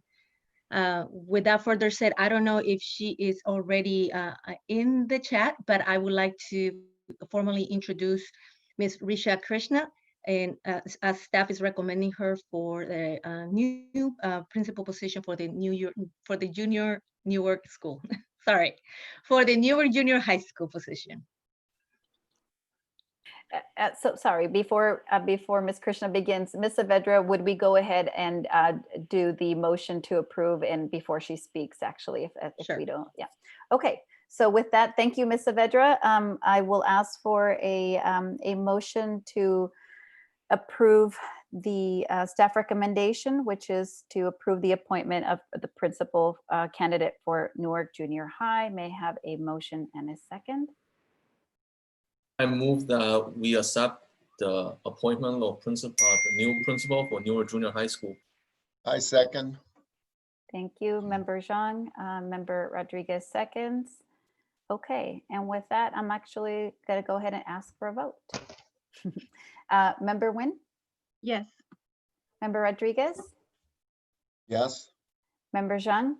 Yes. And my vote is yes as well. So the motion passes unanimously. Okay, go ahead. Sorry, Ms. Saavedra, go ahead and introduce. Thank you so Ms. much, and Krishna. sorry for jumping the gun. I think I'm no trying to worries. expedite the process as well, so we can finish the meeting sooner. Without further said, I would like to introduce and welcome Risha Krishna to Newark Unified School District. Ms. Krishna is here with us, and I think as soon as you unmute yourself, you can introduce yourself, Ms. Krisha. Thank you, Ms. Saavedra, and thank you, Dr. Triplett, and distinguished board members for giving me this incredible opportunity to serve the students, staff, and of course, the Newark community, Newark Junior High School. I am so honored and excited to be part of Newark Unified School District. Like Ms. Saavedra mentioned, I am very much passionate about equity for all students. I too started as an EL student, and I'm grateful and proud to be a product of K-12 public school system, which prepared me for college and career. I'm a strong believer for creating innovative and sustainable programs that embrace excellence for all students. And as we approach fall, which I've heard such great reports this evening, and during this unique times, I'm committed to doing what's best for our students, providing support for our teachers and staff while partnering with our parents as we redefine our relationship with learning. And once again, thank you for giving me the chance to do what I love. And I am so proud to be home of the Cougars, but I also want to say another part of who I love is my 30-year partner, my husband. And he's been here 20-year journey, whether I'm creating a course called Ethnic Studies or I'm serving on Instructional Quality Commission at the CDE, but he has been my rock as I support all the students. So I am very excited and honored. Thank you so much. Thank you so much, Ms. Krisha. Thank you, Ms. Krisha. We're excited. The staff raves about you, so we're so excited to have you join the team, and look forward to your contributions. Thank you so much. Welcome. Thank you, Welcome. Martinez. Welcome. Welcome. Thank you, Board Member Nguyen and Rodriguez and Zhang. Thank you. Thank you so much. Okay, so we will move to item 6.3, which is the appointment of the assistant principal at Newark Junior High. Great, and I can start here again. Sure. So yeah, we are equally excited about Ms. Vanessa Hayden, who is being recommended as the assistant principal. Just to be totally transparent, these two, well, first of all, these two are going to be an incredible powerhouse. But to be transparent, they, because of the timing and because of the urgency and the fact that we did not want to lose either one of them, they don't know each other yet. So you're witnessing a meeting of the minds, and you're witnessing history, because they are going to really rock this junior high.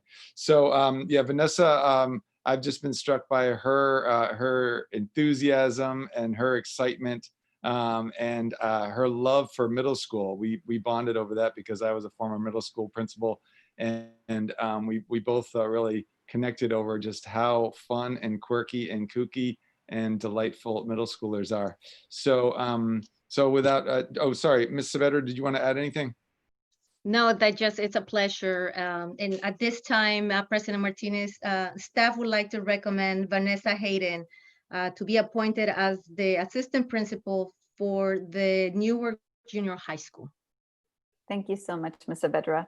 And may I have a motion and a second to approve staff recommendation? I'd like to move to approve staff recommendation to appoint. Second, Okay. Member Nguyen moves, member Rodriguez seconds. And with that, I will ask for a vote. Member Nguyen, how do you vote? Yes. Member Rodriguez? yes. Member Zhang? Yes.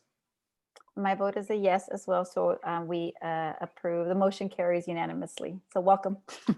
Welcome. Welcome to Newark. Welcome. Unfortunately, you both will have me as a customer, so I have an eighth grader there. No worries. That's good. I'm looking forward to it. Hello, everybody. A lot of energy. I would like to introduce formally Vanessa Hayden as the new assistant principal of Newark Junior High School. And for that further say, Vanessa, why don't you introduce yourself and tell us a little bit about your experience? I'm Vanessa Hayden. I have been an assistant principal for about 5 years. I was a teacher for about 10, and I absolutely loved it. The majority of my experiences at a junior high, I love the energy of junior high kids. I love how they just blurt everything out and they're super awkward, but they have a lot of great things to say. So I'm looking forward to meeting them all. I'm looking forward to working with all of you and getting to know you. I am just excited. I'm thrilled to work with you. I'm looking forward to learning how to best support everybody. I want to be involved. Just include me. I'm super excited. Thank you. Thank you. Thank you so much, Ms. Hayden. We're very excited to have you, and I'm sure you guys are going to do great things for our quirky kids. My daughter is leaving the junior high stage, probably still growing out of that, but no, really appreciate it. Just that it's such an important time. I suppose every step we could say that, but very, very happy to have you. Thank you so much. Welcome. Thank you. Okay, so we're moving on, Ms. Saavedra, to item 6.4, which is the appointment of the assistant principal at Newark Memorial. Mr. Triplett, go ahead. Yeah, and so I will say, I do not know Mr. Rodriguez yet as well, because the process started before I was officially appointed. So I will leave it mostly to Ms. Saavedra, but I will say that everybody that was involved in the process raved about him. So I have like the utmost confidence, and I'm really glad that he is joining the high school team based on your approval, of course. So tonight staff would like to recommend John Rodriguez for the assistant principal position at the Newark High School, Newark Memorial High School.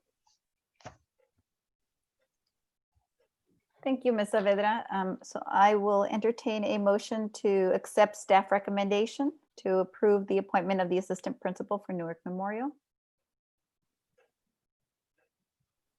I'll make the motion with the understanding that there is no conflict because we have the same last name. Member Rodriguez moves. I second. Member Zhang seconds. Thank you. Member Nguyen, how do you vote? Yes. Member Rodriguez? Yes. Member Zhang? Yes. My vote is a yes as well. So motion passes unanimously. Thank you so much, Ms. Saavedra. And without further ado, I would like to introduce sitting for an appointment, and I'm so glad and proud to introduce him to you tonight. He has 22 years of experience, multiple years working as an assistant principal, and is with a lot of pride that I introduce Mr. John Rodriguez to the Board of Education tonight. Just like to say thank you very much to Superintendent Triplett and the board members. I'm really excited also to introduce myself to the community in Newark. Just a little bit about myself. I grew up in Hayward, so I'm an East Bay boy. I started my career in New Haven Unified. I taught at middle school and then was an assistant principal at the middle school, the high school, and then have spent the last 11 years in the Fremont Union High School District. I'm really excited because the last 3 years I've spent working directly on equity. We created a position that was the AP of equity. And my whole goal in that time has just been to shrink the achievement gap at the school that I was working at. I'm excited to get back to the East Bay though, because I'm looking to work in schools that are more diverse with a staff that is more diverse. And I can't tell you how happy I am to be coming to Newark. I'm chomping at the bit to get back to work. So thank you so much for the opportunity. And I really look forward to getting to know all of you and the parents and the students and all of the community members.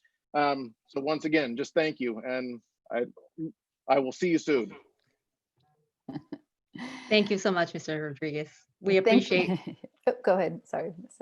No, please, it's your turn to talk. No, just Mr. Rodriguez, thank you for your excitement. You definitely, I believe it. We believe it.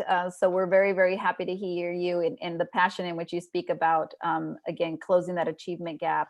Again, that's no secret. We've been having that conversation quite a bit, especially as we get into secondary and so specifically the high school. So music to my ears personally, I'm sure everybody, the board would agree, but so excited to have you and thank you very much. Thanks for being here. Can I say something? Of course, Mr. Rodriguez. I just wanted to welcome Mr. Rodriguez to Newark Unified School District.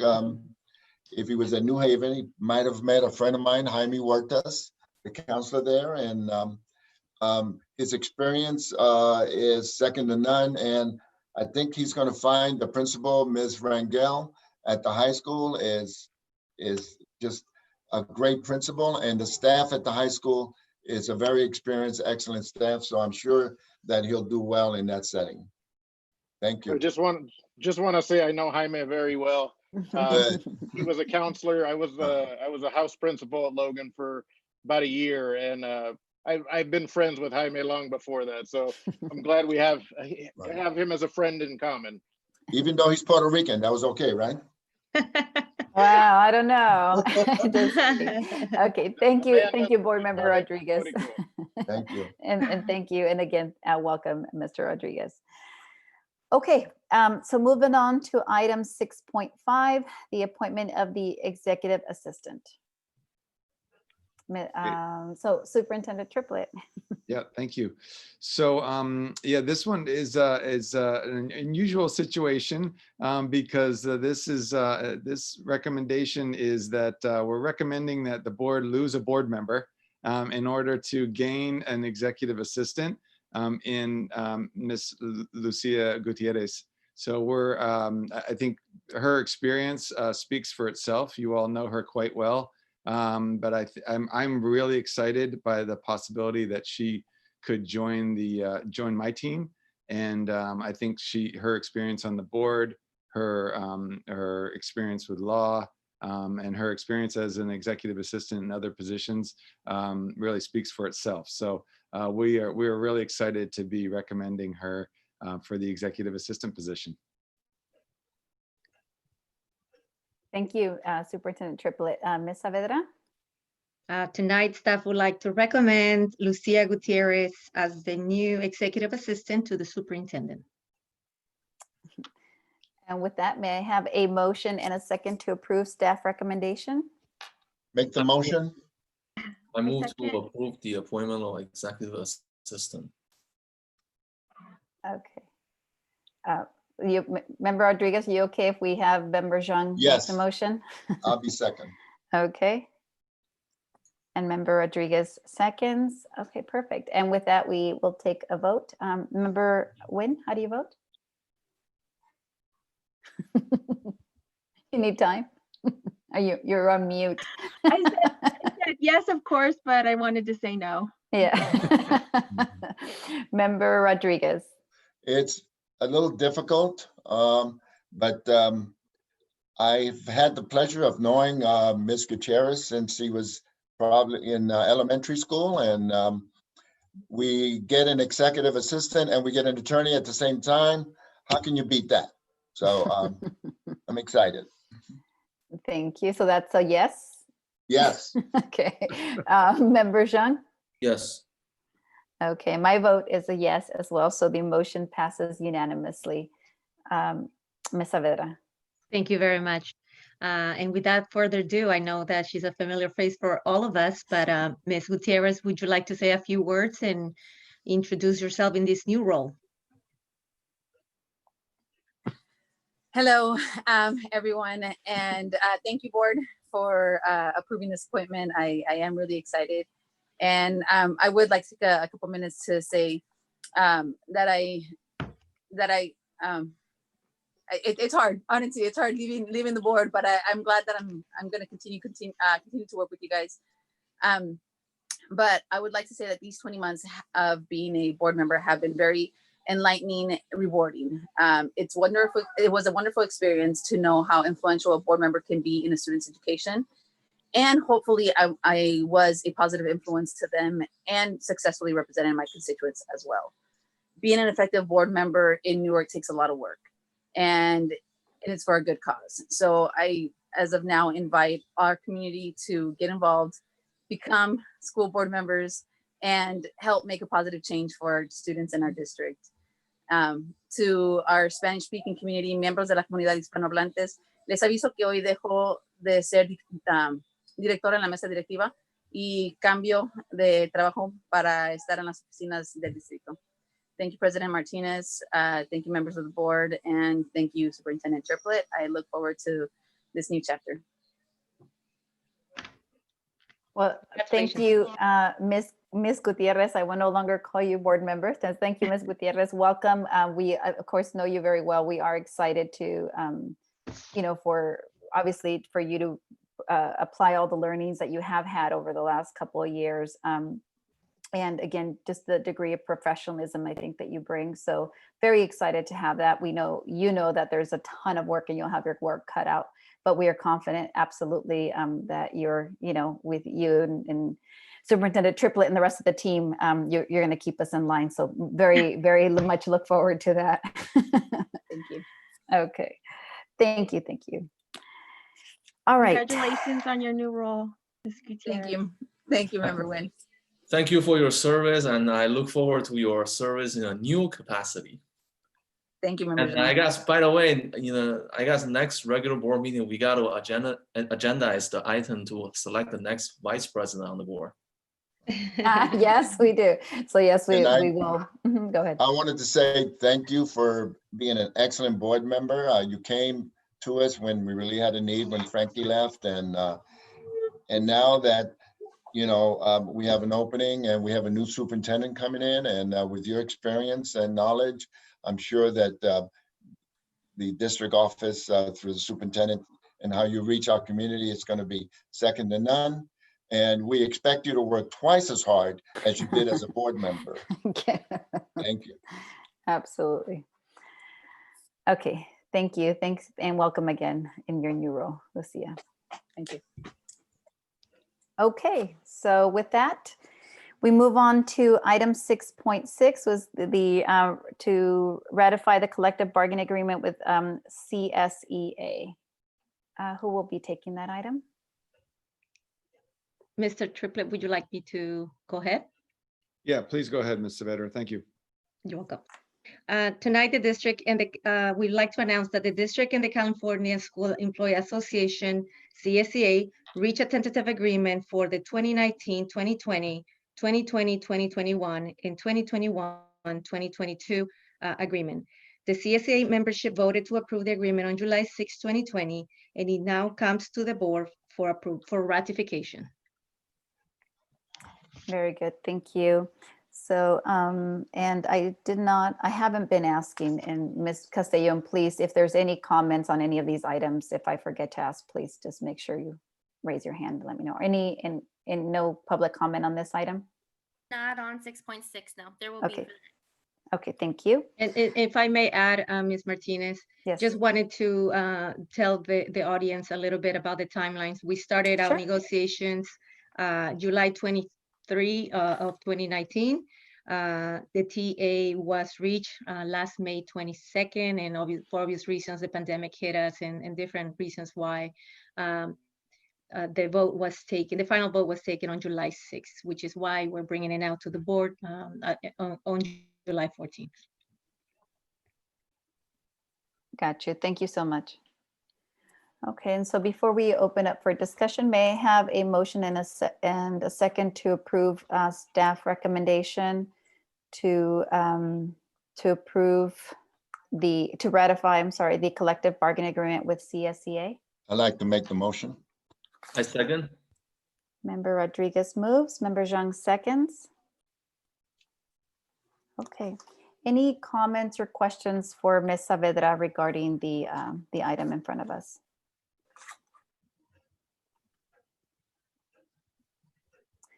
I don't have any questions. I know that I think all of us, it has been, thank you for kind of reviewing the timeline. I know there, once again, a ton of work from obviously our district staff, but equally on the team of our CSEA partners. So I just wanted to thank you for working so hard to really find that common ground and bringing this agreement forward. So thank you very much.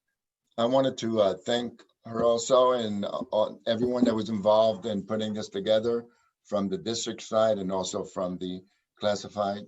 The classified are the ones that, just all of them live here, or just most of them. And they're very involved in what we do to keep our schools safe and to make sure our kids experience at each one of the sites is an enjoyable one. And so I'm happy about this agreement. Thank you. Thank you, Member Rodriguez. If there are no other comments, I will go ahead and ask Ms. Castellon to repeat the motion. Go ahead. For agenda item 6.6 to ratify collective bargaining agreement with California School Employees Association, CSEA, made by Member Rodriguez and second by Member Zhang. Thank you, Ms. Castellon. Member Nguyen? Yes. Member Zhang? Yes. Member Rodriguez? Yes. And my vote is yes as well. So motion passes unanimously. Thank you again. Okay. Item 6.7. I believe Ms. Castellon, you had comments, public comment? Yes, there is. We have a public comment on Okay. 6.7. To say the survey indicated a strong support for a bond measure is a stretch. The Godby final survey test showed only 32.5% were a definitely yes, 36.1% were a probably yes. Probably yes is not a definitely yes. Plus, this data was collected early in the shelter-in-place process before major layoffs and before Newark had over 200 COVID-19 cases. On the ballot label, why does this list the cost as 6 cents per $100 assessed value? Why isn't the cost listed per $100,000 assessed value like the last bond measure? The cost would be $60 per $100,000, about a 50% increase over Measure G, which barely passed with only 55.9%. The key findings is riddled with language from the previous bond, including hot button and buzzword projects. It correlates better equipped educational facilities with outstanding student achievement. Most people would not agree with that thought process. It also states this measure will create local construction jobs, boost economic activity in the area, and protect jobs for local teachers and staff. Really, in most cases, you have to select the lowest bidder and how this protects jobs for local teachers and staff. And by the way, Measure G was passed in 2011, not 2012. With the limited amount of time I have left, let me address the ADIS Master Facility Plan, which costs $496,946.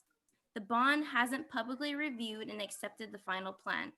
A draft was presented on May 16, 2019, and contained a lot of errors.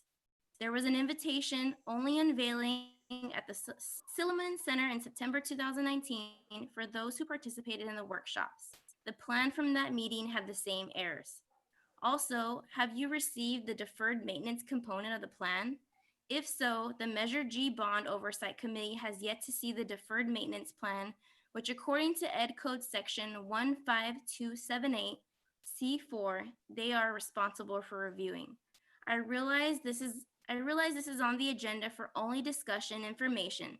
These are unprecedented times, so many individuals are still not working. What would a campaigning even look like? A bunch of mailers? It's the personal contact that is most effective. Finally, with four board member seats on the ballot and the prospect of up to 2 school closures, is this the right time? And this is from Miss Cindy Parks.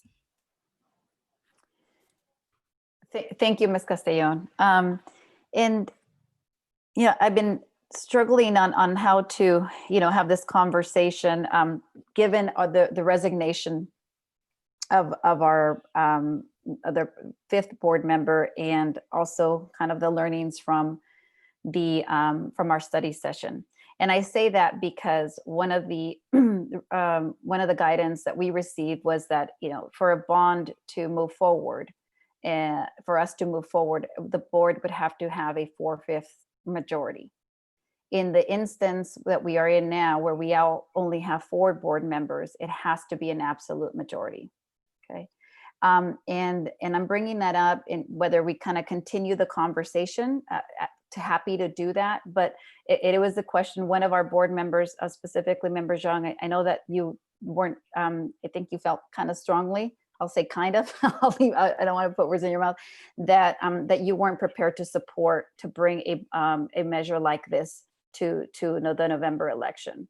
So, I am kind of gonna, and I'm speaking to my fellow board members here, whether we should be having this discussion and spend some time here. We do have an attorney that, and of course we're paying for the attorney to be here. So if we want to have conversation and some questions of her and the rest of the team, happy to do that. But if we believe that we are not going to get that, we'll call even the second on the motion to have the conversation. Then I would recommend that we let the motion die. So, but I'm really going to look at at you, Member Zhang. President Martin, last time when I explained my opposition, I was doing a power outage, so I didn't really have time to really explain why. I mean, except I just give one sentence because really the power was not here. So would you give me 5 minutes or maybe 3 minutes timer to really talk about my reasoning behind my opposition? Okay, so then let's do a motion in a second and actually open the discussion. Okay. And then choose, if we choose not to move forward, then I think, at the end of the day, this isn't an item that requires action. Mm-hmm. But I think it should be a very transparent conversation amongst us 4, so that we can either have clarity of whether, for example, Superintendent Triplett and I agendize it for a vote next time. Okay, so with that, I will ask for a motion in a second to open discussion. So I move to, I'm sorry. I move to open up discussion regarding whether we're going to move forward with the bond measure in November. I second. Okay. Yeah, so last time, due to the power outage, I only talk about one reason. One reason that I was opposed for this, I wasn't ready for this, is because during economic depression, when people are hurting, I don't think this is a good time to raise people's taxes. But I actually have 3 other reasons why I'm really reserved about this. The second reason is letting a bond election to trigger a reevaluation of your bond rating when you have consecutive qualified budget is not something I really want to entertain. I see a clear path of us going back to the positive qualification of the budget. I would rather do a bond election during that time. Like I said a year ago, the credit rating and the bond rating of the district is a non-negotiable for me. So a third reason I wanted to talk about is, I think a lot of optimism we have about this bond measure was based on the Gavi survey result. Local races are notoriously hard to poll because the low response rate, and it's almost impossible for pollster to reweight the sample to match the demographics of the likely voter universe. In that response, 55% of the respondents are homeowners, while in an actual New York election, north of 70% of our voters are homeowners, on a measure that's literally a tax increase on the homeowners. And in that response, 0, yeah, you heard that right, 0 of the respondents has a college degree, while 30% of our likely voter universe is college degree holder who are overwhelmingly homeowners in our city. Again, this is a tax increase on the homeowner. The survey was conducted in the first week of April during the rally around the flag period where Trump has a 50% approval rating, where every elected official literally have a north of 70, 80% approval rating. And we started the survey with asking about the COVID-19 response effort on the local government, on the state government. So all of these will led me to think that because of undersampling of the homeowners and college educated voters and the timing of the result, I would think naturally this somehow might overestimate the support for the measure. Okay. And the fourth one, I think you already mentioned, is the timeline. Mm-hmm. We need to have an aggressive campaign to run on this. Who's going to do the fundraising? How are we going to design the literature? Who's going to knocking on doors? Who's going to be walking under 100 degrees to sell our district effort? So based on the 4 reasons, I'm not really comfortable moving forward with this at this time. Very good. Anybody else would want to weigh in? Because I think it is important. I know that we did have a study session and some folks joined in, but we had a wider audience. I'm not sure where we are now, but if Member Nguyen and Member Rodriguez, if there's any questions we'd like to ask. I mean, it sounds like we don't have a 4-4.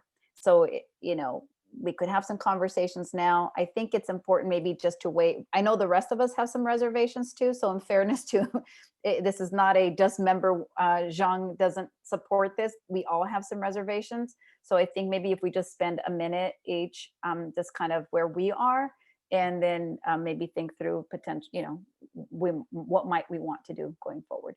Member Nguyen, do you have any comments? After really rethinking the whole and reading through the bond language and just thinking about the timeline that we're in, and also just the parameters of what has happened since April, I'm not comfortable moving forward with the bond measure on the ballot either. And in light of that, I mean, because I am in agreement with on some of the points that Member Zhang had brought up. And the only reason why I would consider a bond measure in light of, if we were able to get it passed, it's more towards rebuilding the infrastructure in terms of adding additional technology if we are to continue with the distance learning or virtual academy, moving forward with the school year. And that would be advantageous for us. But in terms of it really, if we pass the bond, if we are able to even get kids back into the school sites, it doesn't seem like it during this climate right now. Okay, Member Rodriguez. In April, we knew that it was going to be tight, and then with the pandemic and the virus coming in, it's going to be so difficult to put together a election committee and with these challenging times.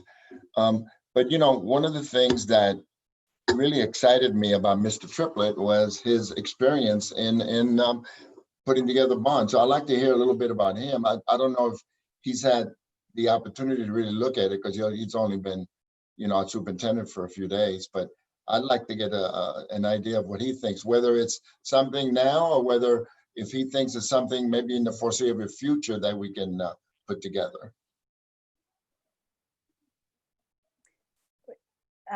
Should I respond now or? Maybe I'll make my last comment because I think that I mean, it's kind of more, we aren't voting, but it looks like to me, it sounds like we're giving direction. And so, as I think about one of and I had the same statement during our study session, so it's not any different from that perspective. My main reservation was around, having clarity of what the message is, right?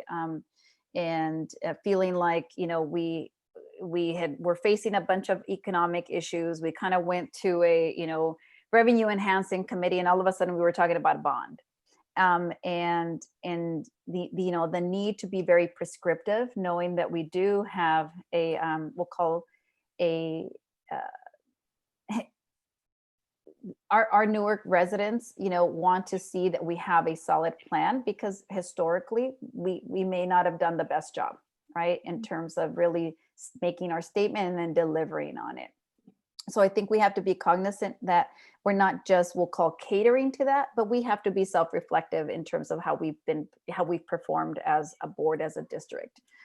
So with that kind of backdrop, I think that was my main reservation, knowing that we are talking about school consolidations, knowing that we have Area 3. Frankly, that was my main motivator, is that we know we have an Area 3 development site for us. And as a district, we have to break ground by summer of 2025. And so that was one of the main areas I want to make sure that we are not short-sighted and that we are thinking that we can't, that's a huge value for the district, right? So we need to be making those forward-looking decisions. I kind of was running around this morning just confirming those dates. So, I think that if we know that the longer we wait for a bond, things are getting more expensive, right? So that is the disadvantage of not moving forward right now. The upside is that we will have a very succinct, I would expect a very succinct plan of how we would want to move forward with a bond 2 years from now, right? So, I think that that's kind of where I'm coming from. I think regardless, we don't have the 4, we don't have the 4 votes to move forward, but I think it's important for all of us as a board to just kind of get our thoughts and some of the hurdles. And for me, it is, we have to right size our school district. And we can't get distracted from that. And I think we will be a much more credible group of leaders when we go out to our citizens and ask for funds. Yes, I would be in agreement with that.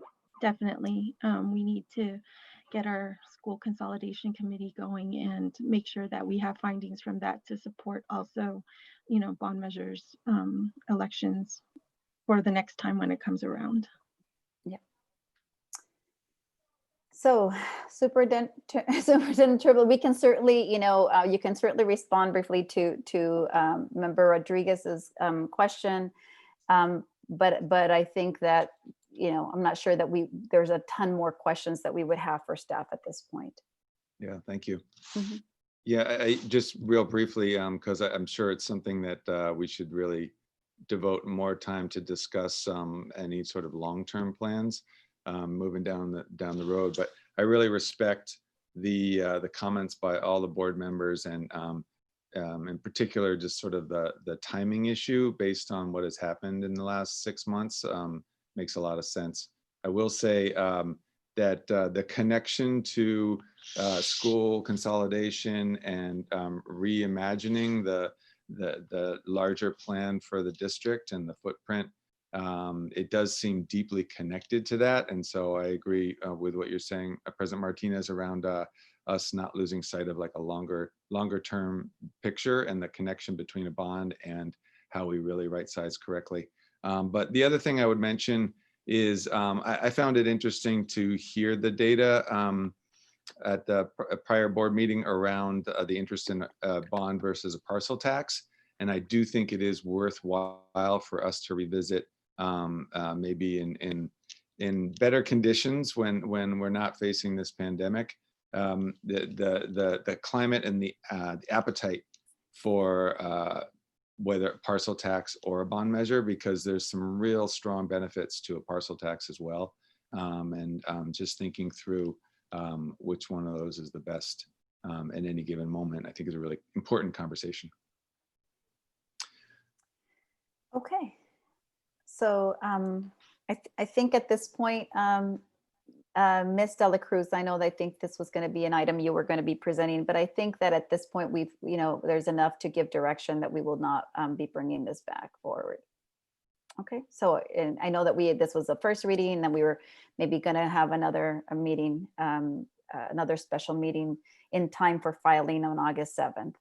But I think we don't have any additional questions. Am I correct, board? Okay. So with that, any question, any comments, Ms. Dela Cruz? Otherwise, we'll go ahead and move on to the next item.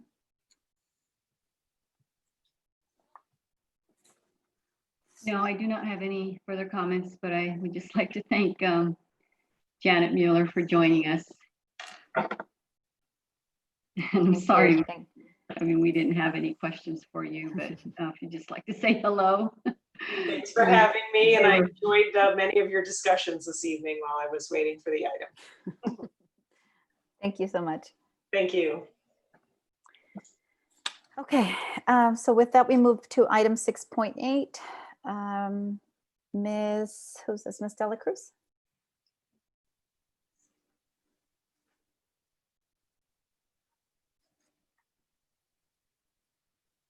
I think she's muted. Or Ms. Dela Cruz? Oh, okay. Yes, thank you. This board item is to recommend the ratification of a salary increase for our Newark Management Group, also known as NUMA. So this group includes our certificated management as well as our classified management and confidential employees. And it is for the 2019-2020 school year, which is in line with the NTA and CSEA agreement, where they would receive 1% ongoing as of July 1st, 2019, and then an additional 1% as of February 1st, 2020. Thank you. And Ms. Castellón, I didn't ask if there was any public comment on this item. Thank you. Okay, and with that, I will ask for a motion and a second to approve staff recommendation. I move to approve item 6.8. Thank you, Member Nguyen. I second. Member Zhang seconds. Any questions or comments to Ms. Dela Cruz or staff on this item? Okay, if not, I will go ahead and ask for Ms. Castellón to repeat the motion, please. Motion made to approve agenda item 6.8, NUMA Management Confidential Supervisor Employee Salary Schedule Adjustment for 2019-2020. Motion made by Member Nguyen and seconded by Member Zhang. Thank you so much. Member Nguyen, how do you vote? Yes. Member Zhang? Yes. Member Rodriguez? Yes. And my vote is yes as well. So motion passes unanimously. Thank you so much, staff, for bringing this forward. Thank you. Okay, and we pulled item 6.9. Was that the last one? Okay, a new business. So we move on to consent agenda, personnel items.